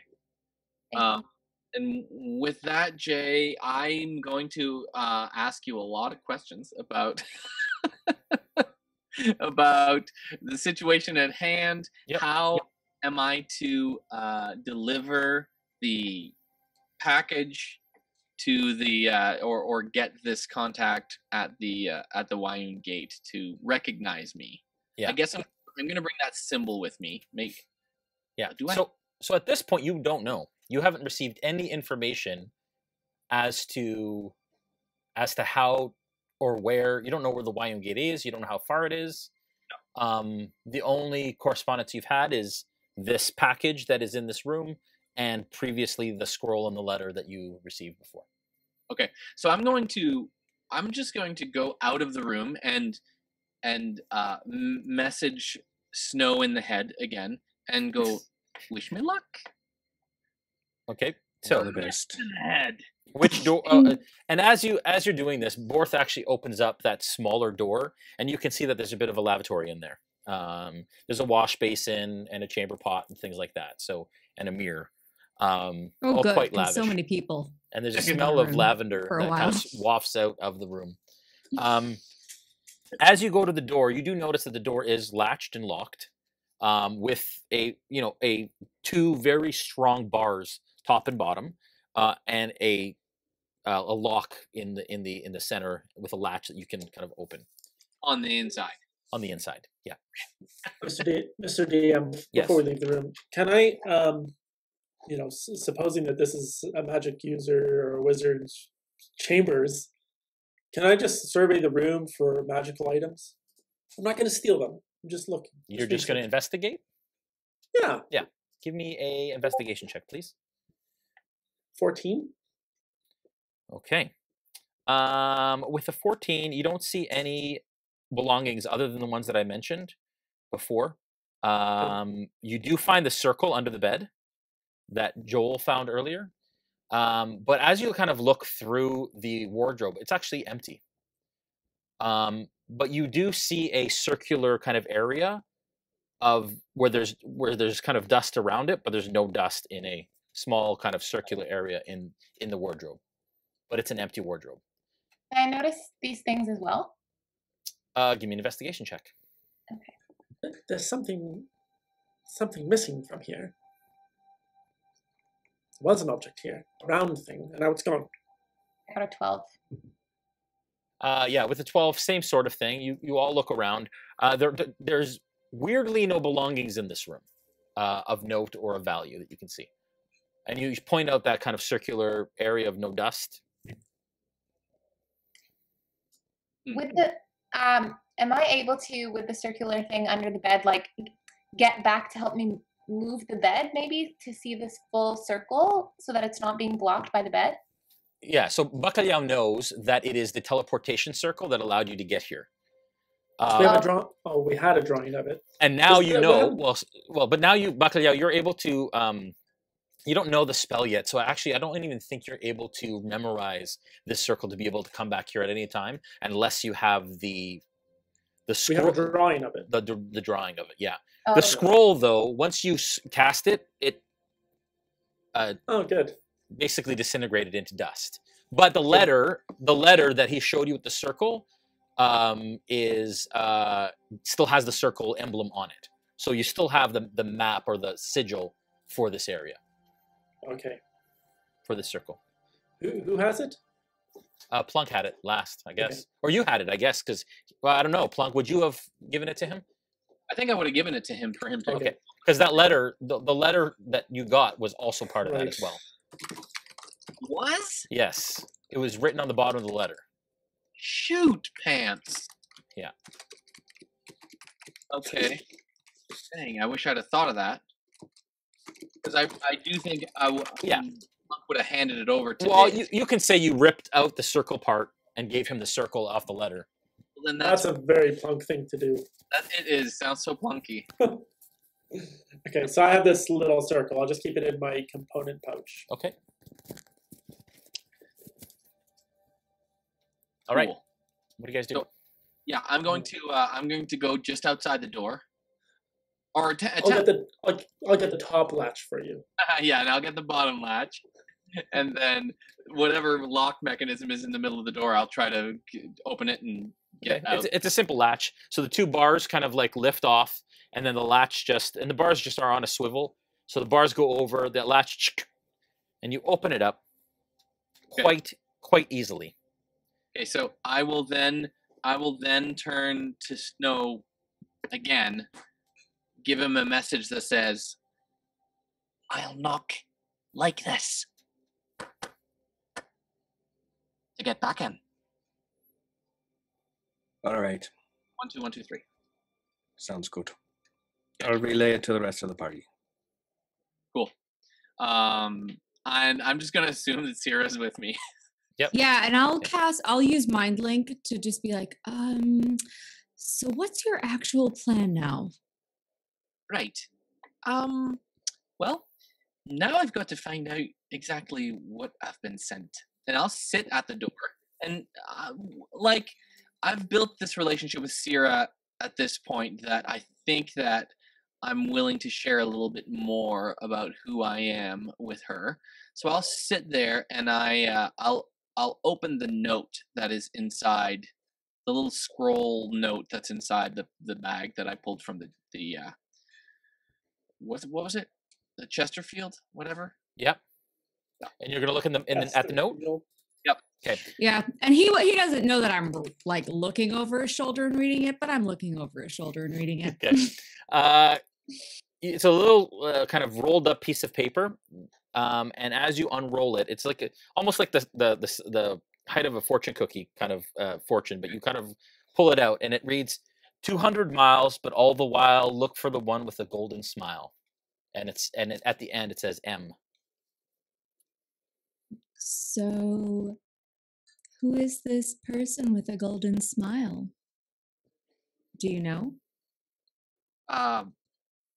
Let's just say that my friends are friends in high places, and I'll have to lead us there somehow, I guess.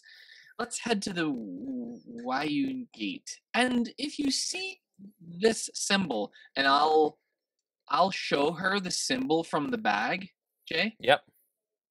And say, if you do see this symbol, make sure you mention it to me. All right. Well, I'll keep an eye out for the symbol, but is there anything I should know about how this specific person may look like? Do you know what they look like? I'll be honest, which is rare. No, I've no clue what they look like. All I know is that if they need me, they'll know who I am. Oh, and I'll try to hide my just lack of confidence in Plunk right now. Okay, sure. Great. Lead the way. And as you step into this hallway, it's a long, kind of, again, lavish hallway. And it's dotted with a number of quite exquisitely carved doors. All of them the same, except at the end of this hallway, there is a door that is different and made of a different wood grain from the rest of them. It looks significantly more well-built and richer than the rest, and it's at the end of the hallway. So as you come out, so you come out like this, you're about 3 doors from that door, and then there's 3 doors further to your right that leads to an open area that looks like a balcony, and it goes into a T, and you can see warm kind of candlelight and torchlight kind of coming into the hallway from that area, and dotted along this hallway are oil lamps that are lit. Okay, I'll go and investigate that big, thick, ornate door that you just mentioned. Okay. How are you approaching this door? Yeah, I'm going to be stealthy. Give me a stealth check. Yeah, okay. That's a natural 20 plus a 6. Ooh, that is a 26. Cyra, are you following? Oh yeah, I'm gonna stick close by because he's not gonna know. Yep. If I leave, he's not gonna know. So okay, stealth with advantage, please.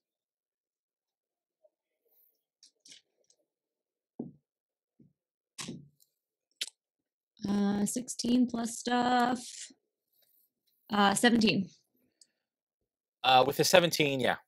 You absolutely both kind of move quietly across the carpeted floor of this hallway, and there's like a carpeted runner that runs along in the middle of these dark oak floors, and you kind of go along across it, and you get to this really lavish, beautiful door, but it's quiet. As you pass some of the other doors, you hear faint snoring sound, and from the open area, you can actually hear like glasses clinking, and a low murmur of voices from the direction of the balcony. Okay. So we know people are nearby. Yeah, exactly. And any sense that this door is going to open? Is it locked? Can I investigate for like traps, or is there... Investigation check.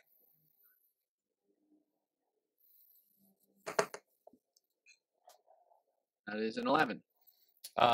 It doesn't seem trapped at all. Okay. And would it lead downstairs?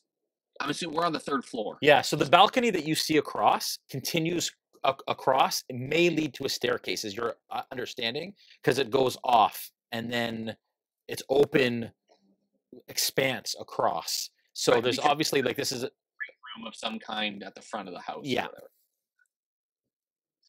and you get the sense in the size of this that this probably isn't if it were a house, it'd be a massive house, but it strikes you more like an inn almost. Okay. I will. Yeah, that means that we could be guests. I guess technically, if people are sleeping and this is an inn, and we're intuiting that it's an inn, it wouldn't be all that strange that guests come out from the top floors and head down. So nonchalantly. Are we thinking this to each other? I am thinking this to you, yes, and you might. I'm going to think it to you and be like, perhaps this looks like this might be an inn, and. Well, if it's an inn, it's good because that means that people normally walk about and go about their business, and maybe you won't be so suspicious. So I'll just nonchalantly walk around, and if you'd like to apparate with me, that's fine. Oh no, I'm good. I'll stay unless it's necessary. All right, so I'll walk down. Yeah, the way I'm dressed is not. It's very conspicuous, right? So I can't. Yeah. Okay, I'll look like an adventurer at an inn, walking down to the main hall, ready to take on an adventure. Okay. All right. The rest of you are back in the room. As you're kind of searching and looking around, like I said, there wasn't anything else of note in this room. Seemingly weirdly bare for a room that looks like it's been occupied maybe a week ago. And Borth begins to actually set up kind of a bedroll and starts to kind of gather himself for some rest.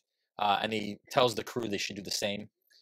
And then he says, well, what is your plan to get out of here?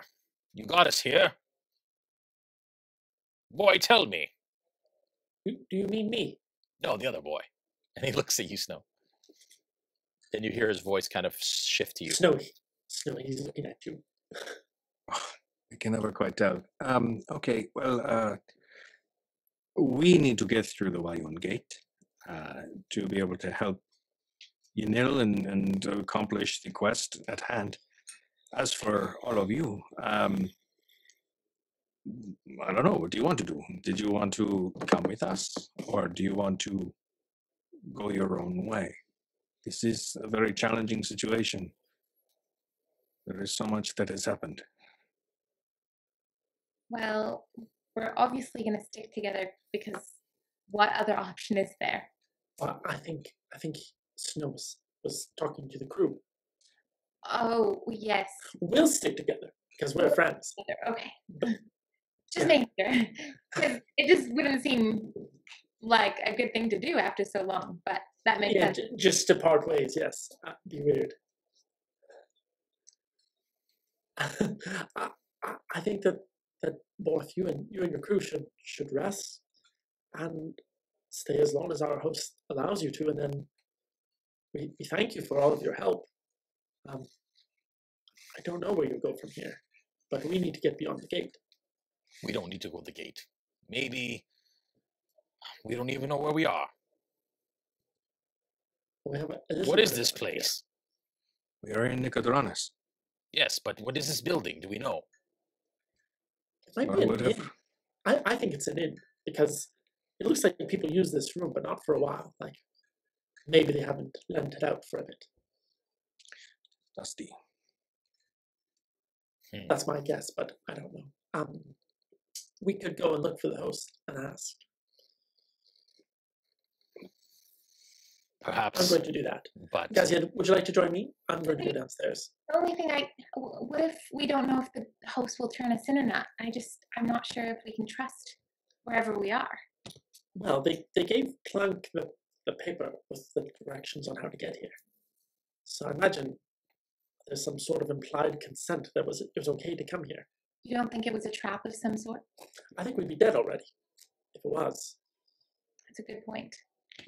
All right, I'll come with you. All right.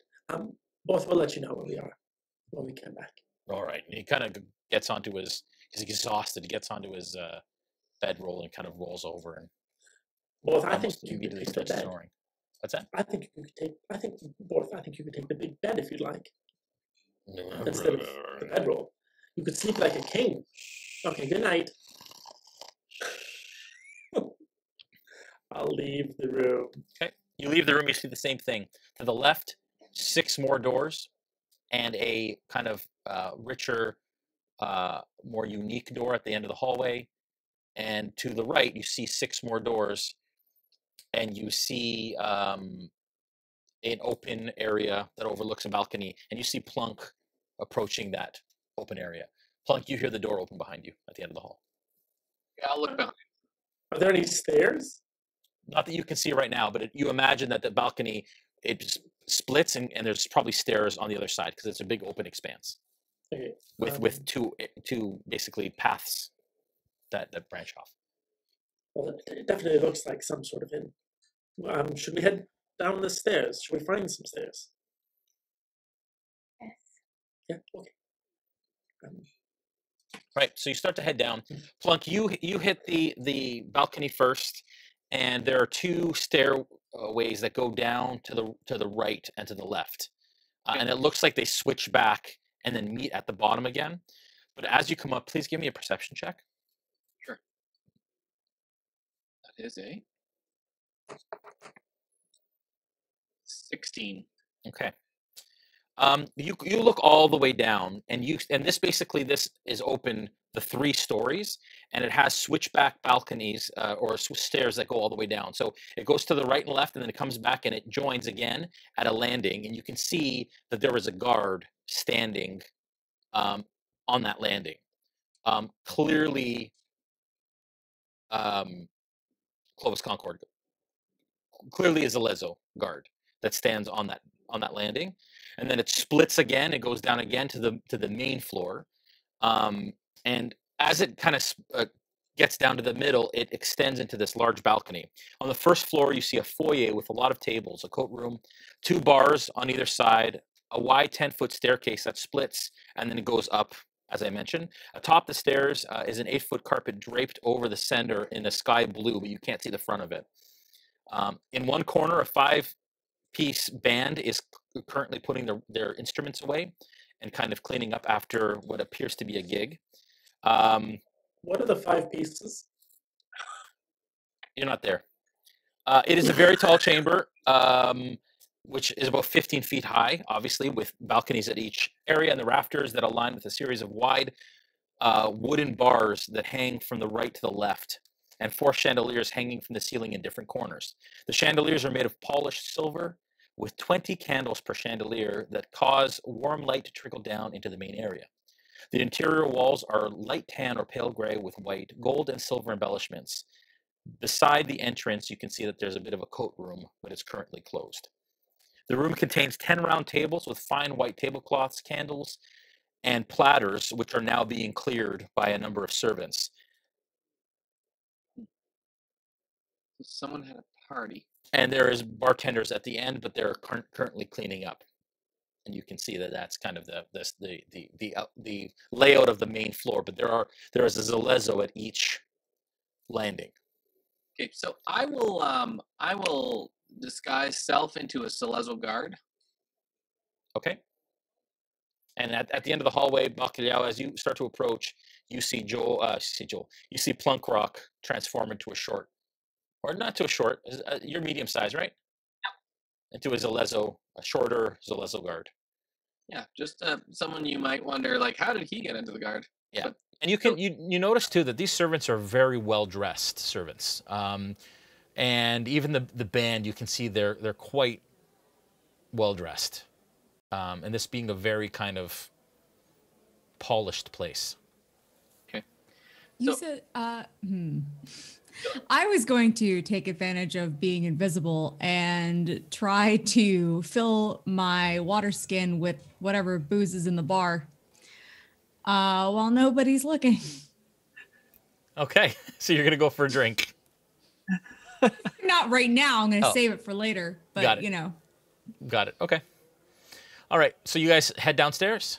Yeah, I'll head downstairs now, keeping my distance from the Celezo guard, like social distancing for sure. Yeah. And also just because I want them to not question my disguise at all. Okay, give me a perception check, performance check as you kind of head down the one side of the stairs and then you double back towards the other. Bacalhau, you've now met the top of the balcony that overlooks. You've seen everything that they have. What would you like to do? You and Gaziel. What are the 5 pieces of the band?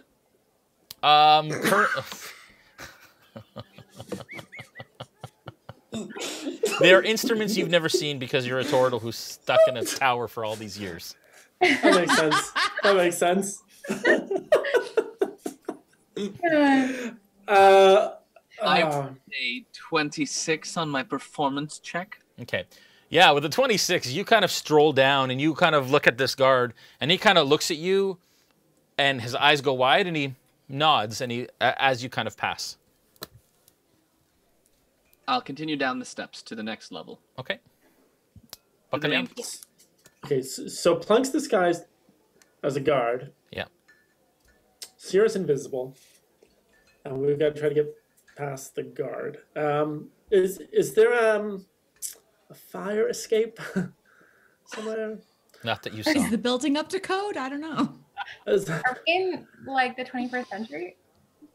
The stairs are the only way down as far as we can tell, and the guards at the bottom. Is that and even the windows there wasn't a way to open the windows on the 3rd floor in that room. They were like cast iron and ornate, but you can look out, but there wasn't any way to open them. Well, it's very secure. Like our first challenge is not to get through the gate, but to get to the gate. How are we going to do that without? Well, I don't know. If we do a in plain sight kind of thing, we just walk by, act like nothing is wrong, and just wait till somebody stops us. Right, like we did in the other city where we got caught. But maybe this is different. Maybe this is different. I feel like I should oppose your plan. Yeah, you're right. It's not a good plan. It's not. I'm not saying it's a bad plan. It's just it is a bad. Didn't work last time. It's a bad plan. Anyway. You both hear a door open at the end of the hall behind you. Oh. And it's a heavy like opens up, and out of the end door, and it's this ornate door. You see a gentleman, a bit portly, really well dressed, and he kind of stumbles out, looking like he's had a good night. Kind of stops and puts his hand kind of against the wall as the door closes behind him. Yeah. And you can see him like tucking his shirt into his pants, and kind of putting his jacket on, like he's like finishing the dressing. At which point he wasn't maybe dressed earlier. Oh. And give me actually a perception check on that, Bacalhau and Gaziel, please. Okay. That's a 6. I got an 18. With an 18, you see, as the door starts to close, you see the corner kind of a hand, a female hand, and there's this red skin with these long kind of black nails, and it closes the door. And you hear it. Is the man walking towards us? Yes, and now he's kind of like stumbling a little bit. He finishes tucking in his shirt, and he's like halfway down the hallway towards you. And hasn't really noticed you yet. He's a human? Yeah. Seems human, tanned, dark hair, disheveled. Back. Did you see that? Well dressed. Yes, he's coming towards us. No, not him, not him. There was a hand when the door was closing, and it was not a human hand. It was a red hand with black nails, and it looked kind of creepy. But there's somebody else in that room. Well, I assume there are people in all of the rooms. No, but... The man stops. And he kind of like standing like, and he kind of like rubs his eyes as he's not looking at you, and he kind of like, as he sees this large turtle and a halfling in bloody armor standing at the edge of the balcony in his way, and he's kind of like. As I see him looking at kind of the bloody armor, I'm going to quickly press the digitator armor, make it clean. Let's get out of his way. And at this point, you do see that there are like lipstick marks all over his face, kind of a dark purple, almost black lipstick. Can I? Would you allow? I know that I rolled a 6 for the perception on the hand. Would you allow me to surmise what he was up to with the lipstick mark? It doesn't take a perception check higher than a 6 to know that he probably was engaged in some behavior. Okay. I would like to address the gentleman. Okay. Hi, sir. How was your stay? It was great. She's wonderful. Yes, I need more drinks. So I'm going to go. Well, what was her name again, though? I've heard some really good things, and I just wanted to make sure I've got it right. How do you not know? Are you new here? I'm going to kind of like mimic his motions and stumble around and say, I've had some drinks, and so it's left my mind for now. Performance check. That's a 16. He has a natural 1 with his drunk disadvantage. He says, it's the Ruby of the Sea, of course. She's wonderful. She's worth every penny. And he kind of stumbles past you and starts stumbling down the stairs. Wait, how many pennies? What's that? How many pennies? Then he looks up at you and he looks you up and down and he goes, too many for you. And he like continues to stumble down. Back. Who is the Ruby of the Sea? Well, I don't know, but she's worth every penny, I've heard. Do I know anything about that? Like, have I heard anything about her in the past? Give me a history check with disadvantage because you've never been here. Okay. Back in the room while she's doing that, Snow, what are you doing, sir? Well, I guess I'll be... Sorry. Bolt starts to settle in to sleep. He's not feeling well. He kind of, starts going over his notes and does some things, but then he starts to kind of like doze off. It is, like I said, almost 3 in the morning at this point. Okay. I mean, this triggers anxiety, but I'll doff my armor. Okay. And I'm going to set up my bedroll where the portal was. Okay. Because there's a part of me that's just hopes beyond hope that it'll just open again. Okay. And 3 earrings will come through. Oh. But I'm gonna set up there for a long rest. Okay. Yeah. All right. So you settle into sleep. Yeah. Plunk and Cyra, you make it down, and you hear a bit of a commotion. You look back up the stairs and you see a drunk man kind of stumbling around, and you do see the edge of Gaziel and Bacalhau at the top of the stairs on the landing. You continue down? I think. Yeah. Go ahead. No, I was just gonna use Mind Link to just be like, what is this place? I was going to do the same and go, do you think this place is a house of ill repute, perhaps? Well, there seems to be a lot of what is it? Satin? Velvet? Soft? Maybe. Maybe. Did you know? Did you notice? Lots of booze. Lots of good booze. And a swan origami towel on our bed. Yes. So not the best towels, but they folded it up nicely. A little scruffy, and the weight's just a bit off. Yeah. So I'll continue to try to find where the front door is. I'm assuming it's by the coat Yeah, you see it. You see it clearly. But you now switch around and you come back down across the other guard. Okay. Oh, right. There's another guard now. Who is guarding the other hallway. And as you kind of approach that landing where he's stationed, he's standing in basically the passageway, guarding the passageway.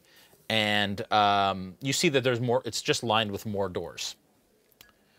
Okay, sorry. Just so I understand, I look back into the Great Hall. I see a whole bunch of doors down a hallway. Yeah. And behind me is the front door. Yeah, so basically there's a hallway that you came down. You come down the stairs. You look back down. There's another hallway of rooms just like the one above, except there isn't that ornate door at the end. And the guard seemingly believes that you're Zalezo and doesn't move, just kind of nods at you as you approach down. Now you are in the common area. And again, two bars, bartenders cleaning some dishes. It's clearly the end of the night, and everybody's just kind of packing up. Okay. Plunk, if this is a place of ill repute, it's massive. Like, how many people work here? I don't know, but I will say this: that's a long way down. And look, did you notice all the doors down there? A lot. I mean, a lot. This Nicodronus must be a bustling place if a kind of place like this can stay open. Yeah. There's the equivalent of about 24 rooms that you've counted. Okay, so it's big. Yeah. I mean, how many people do you think work here? I mean, probably half of them are working, the other half are doing something else. Yeah, but not what I was asking. But I'm just. Yeah, okay. Do you see anybody you recognize? Oh, do I, Jay? Right now, no. You look around, and again, it's mostly just servants and bartenders at this point. Okay, and maybe half a dozen in all. I'm going to attempt something brand new. Okay. Oh, God. I would like to go up to one of the guests, not a guard. Hey, currently, the only guest is the one that's stumbling down the stairs. Is that drunk dude? Yeah. Who is now at the second landing. Or the first landing, I should say, from the common area. He's rounding that first landing, and he's coming down that last flight of stairs. The big staircase that comes down. I need to find someone sober. Is there anyone who's sober? Yeah. The servants or the two bartenders look sober. So I will go to a servant. Okay. And you step up, and you see a human woman, kind of lighter skin, dark hair, green eyes, and she's currently wiping what seems to be like the remnants of crackers and cheese off the platter, which has candles that have been blown out in the middle of one of the tables, and she's currently cleaning up a table. So what I'm going to attempt to do is, while I do the message cantrip, I will move my beak at the rate of my words. Okay. So that it seems as though I'm speaking. Okay, performance check. Okay. It's gonna look like the Muppet bird. So I rolled, a dirty 20. She rolled a natural 20. As you begin to speak, Cyra, you see that his face begins to kind of morph in and out of a Kancko face and a human face, like it's clipping in and out of the Matrix. And she like stops and she startles and she's, "What is wrong with your face?" And she kind of like steps back and like knocks over some of the candles, and some of the other servants begin to kind of turn around and look at what's going on. I'm still invisible, so I'm just gonna knock over a bunch of glass to try to distract her. Okay. All right. Give me a performance check as well. At this time, Bacalhau, you hear a crash as you kind of look over, and you see that that a woman is kind of scared right in front of Plunk. If the servant does get distracted, Jay, I would like to just turn to the exit and go. Okay. Do I have advantage because I'm invisible or no? Sure. Okay, because I rolled a 13 on that first one. There we go, 19 on that second one. That's enough. As it crashes, she turns her back to both of you. Plunk, you take off towards the door, and you basically are able to clear the common room and out the door in your movement. I'm assuming you move, Cyra, as well. Oh, yeah. Bacalhau, you see the two guards begin to descend the stairs quickly in that direction. In the direction of the exit? In the direction of the servant. Okay. In the direction of the crash. Yes, yeah, we could try to leave now, but I think we'll just get caught out there. I'm not sure that it's safe for us to try to leave. But I think Plunk might be a stuffed bird soon.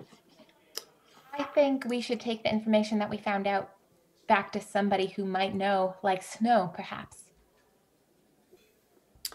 Okay, we'll let Plunk deal with it. Mm-hmm. Sure, he'll be fine.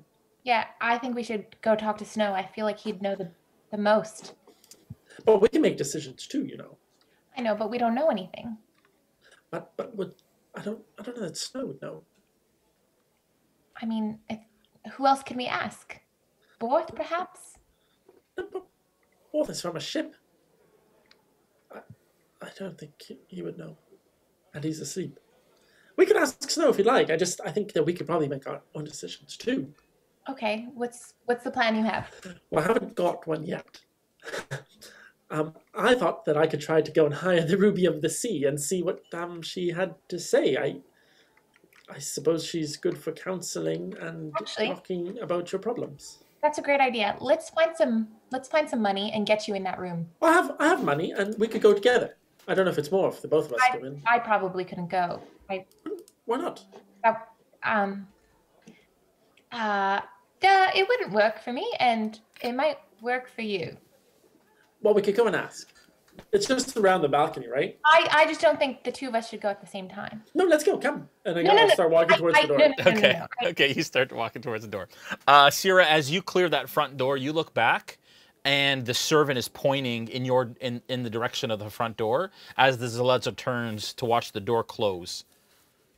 I'll mind link to Plunk. Run! They saw us. Okay, let's go. And I'll start running. Okay. As you hit the street, you can see, again, incredibly lavish, well-kept grounds. You do see those opal archways from kind of spread out, seemingly random. And it looks like this area has high-profile manners and some rich shops, but everything's pretty much closed down at this point in this area, and very few people on the streets right now as you kind of burst through the door. I will dismiss the disguised self. Okay. And then prestidigitate myself to, like, fine-looking, perfect garb. I don't know if you can do that. I don't think you can create garb. Nope, I don't want to create garb. I want to clean myself off so that I look awesome. Okay, so you just want to clean up your clothes so that you're in your original Plunkrawk that is correct. Outfit, my armor and such. Suede jacket and my purpley belt and all the stuff. Okay, and what do you do? What are you doing when you do this? And how far from the door are you and such? Yeah, like I just want to make sure that I switch to something other than what she was looking at. Okay. When I exit the door. So if anyone comes out, I'm looking like I'm just a dude on the street walking in the late night. I'm not going to run crazy fast. I'm just gonna try to get out of the range of the clear view of the front door. Right. I'm assuming Cyra's gonna just follow. Like I heard her, so I'm assuming she sees everything I'm doing. Yes, I'm following closely. Yeah. So and then I'm just going to pretend I'm part of the scenery when and if I hear someone come out of that front door. Okay. Actually, you know what? At this point, because he's back, I'm going to not be invisible, and I'm just going to link arms, and we're just strolling about. Okay. All right. As Zalezzo kind of bursts through the door, looks around, sees the two of you, doesn't take mind because Cyra, you are dressed quite nicely, and even in the darkness, he doesn't see the blood stains and the rips and the damage that has been done to your garb. And he kind of turns, and he says, "Where did they go? Where did he go?" I'm sorry, excuse me? The guard. Where did he go? Oh, I didn't see a guard. Honey, did you see a guard? He looks in your direction. They kind of, one of them takes off up the street. Just grabbing closely and moving along. As soon as they're like past the point of the like we know it's not us they're looking at, I like quickly just like link quickly into her arm and just like walk Okay. Faster down the street. All right. Good. Yeah. Bacalhau, you get to the door, and what do you do? I knock. Okay. Can you give me a perception check when you knock, please? Okay. 14. Okay. And Gaziel, what do you do? I feel like I'm just gonna stay, like he's gonna go in and I'm just gonna stay to the very side of the door and just like back against the wall. Are you kind of hiding from the opening? Trying to hide from... Okay. Give me a hide check. I'm gonna go in. Give me a stealth check. Is there a peephole? No. In the door? Yeah. There is a medieval peephole. So from the inside, like a hanging thing, that there is a hole, but then it has like a... I just want to make sure that my face is in front of the hole so that you can see it. Okay. I got a 13. Okay. So you attempt to hide against the wall, and as you knock quite loudly, and it is a strong, thick oak door, you wait a moment, you hear some creaking on the other side, and the thing slides aside. While you're sitting there, Gaziel, you kind of, across the way, the door that's kind of kitty-cornered to the to this main door that's quite rich and quite nicely built, you see that there's something scratched into the wood just above the knob of that other door. You can't tell what it is from here, but you can tell that something has been engraved, kind of scratched there. Dave, the thing lifts from the other side, and you can see that it's kind of candle lit on the other side of this, but you see a shape kind of move in the direction. You can't quite see what the shape is, and you hear a deep, deep voice go, "Hello. She is not available for the rest of this evening." Oh, yes, it's quite late. Tomorrow. Should we, in the morning, could we come back in the morning? Come back tomorrow. In the morning. In the Can we evening. come back in the... After her performance, please. Okay, maybe for brunch, maybe before she goes down. Good night. For brunch. Okay, have a good night. Performance. Ask about the performance. What performance? Oh, ha! I knock again. No answer. I'm gonna cut my hands to the door and try to like talk through it. My friend wants to know about her performance. Go away. Well, I said to go away. But I've heard she's worth every penny. Just go. Do you think we should just take a rest? It's very, very late at night. There's something scratched in the door. I just want to go closer to see it really quickly. Oh, that sounds terrible. Which door? Just over there. I go closer to the door, Jason. You step over to the door and you look at the little etching above the knob, and it is a J. And that is where we're going to end the session for this evening. Not on a J. Hope you guys enjoyed the session tonight. We're going to do the draw for the Mimic Chest. Mimic Dice Chest. Blah, blah, blah. It's really cool. I want From it. Forged Gaming. Thank you very much, Forged, for the giveaway.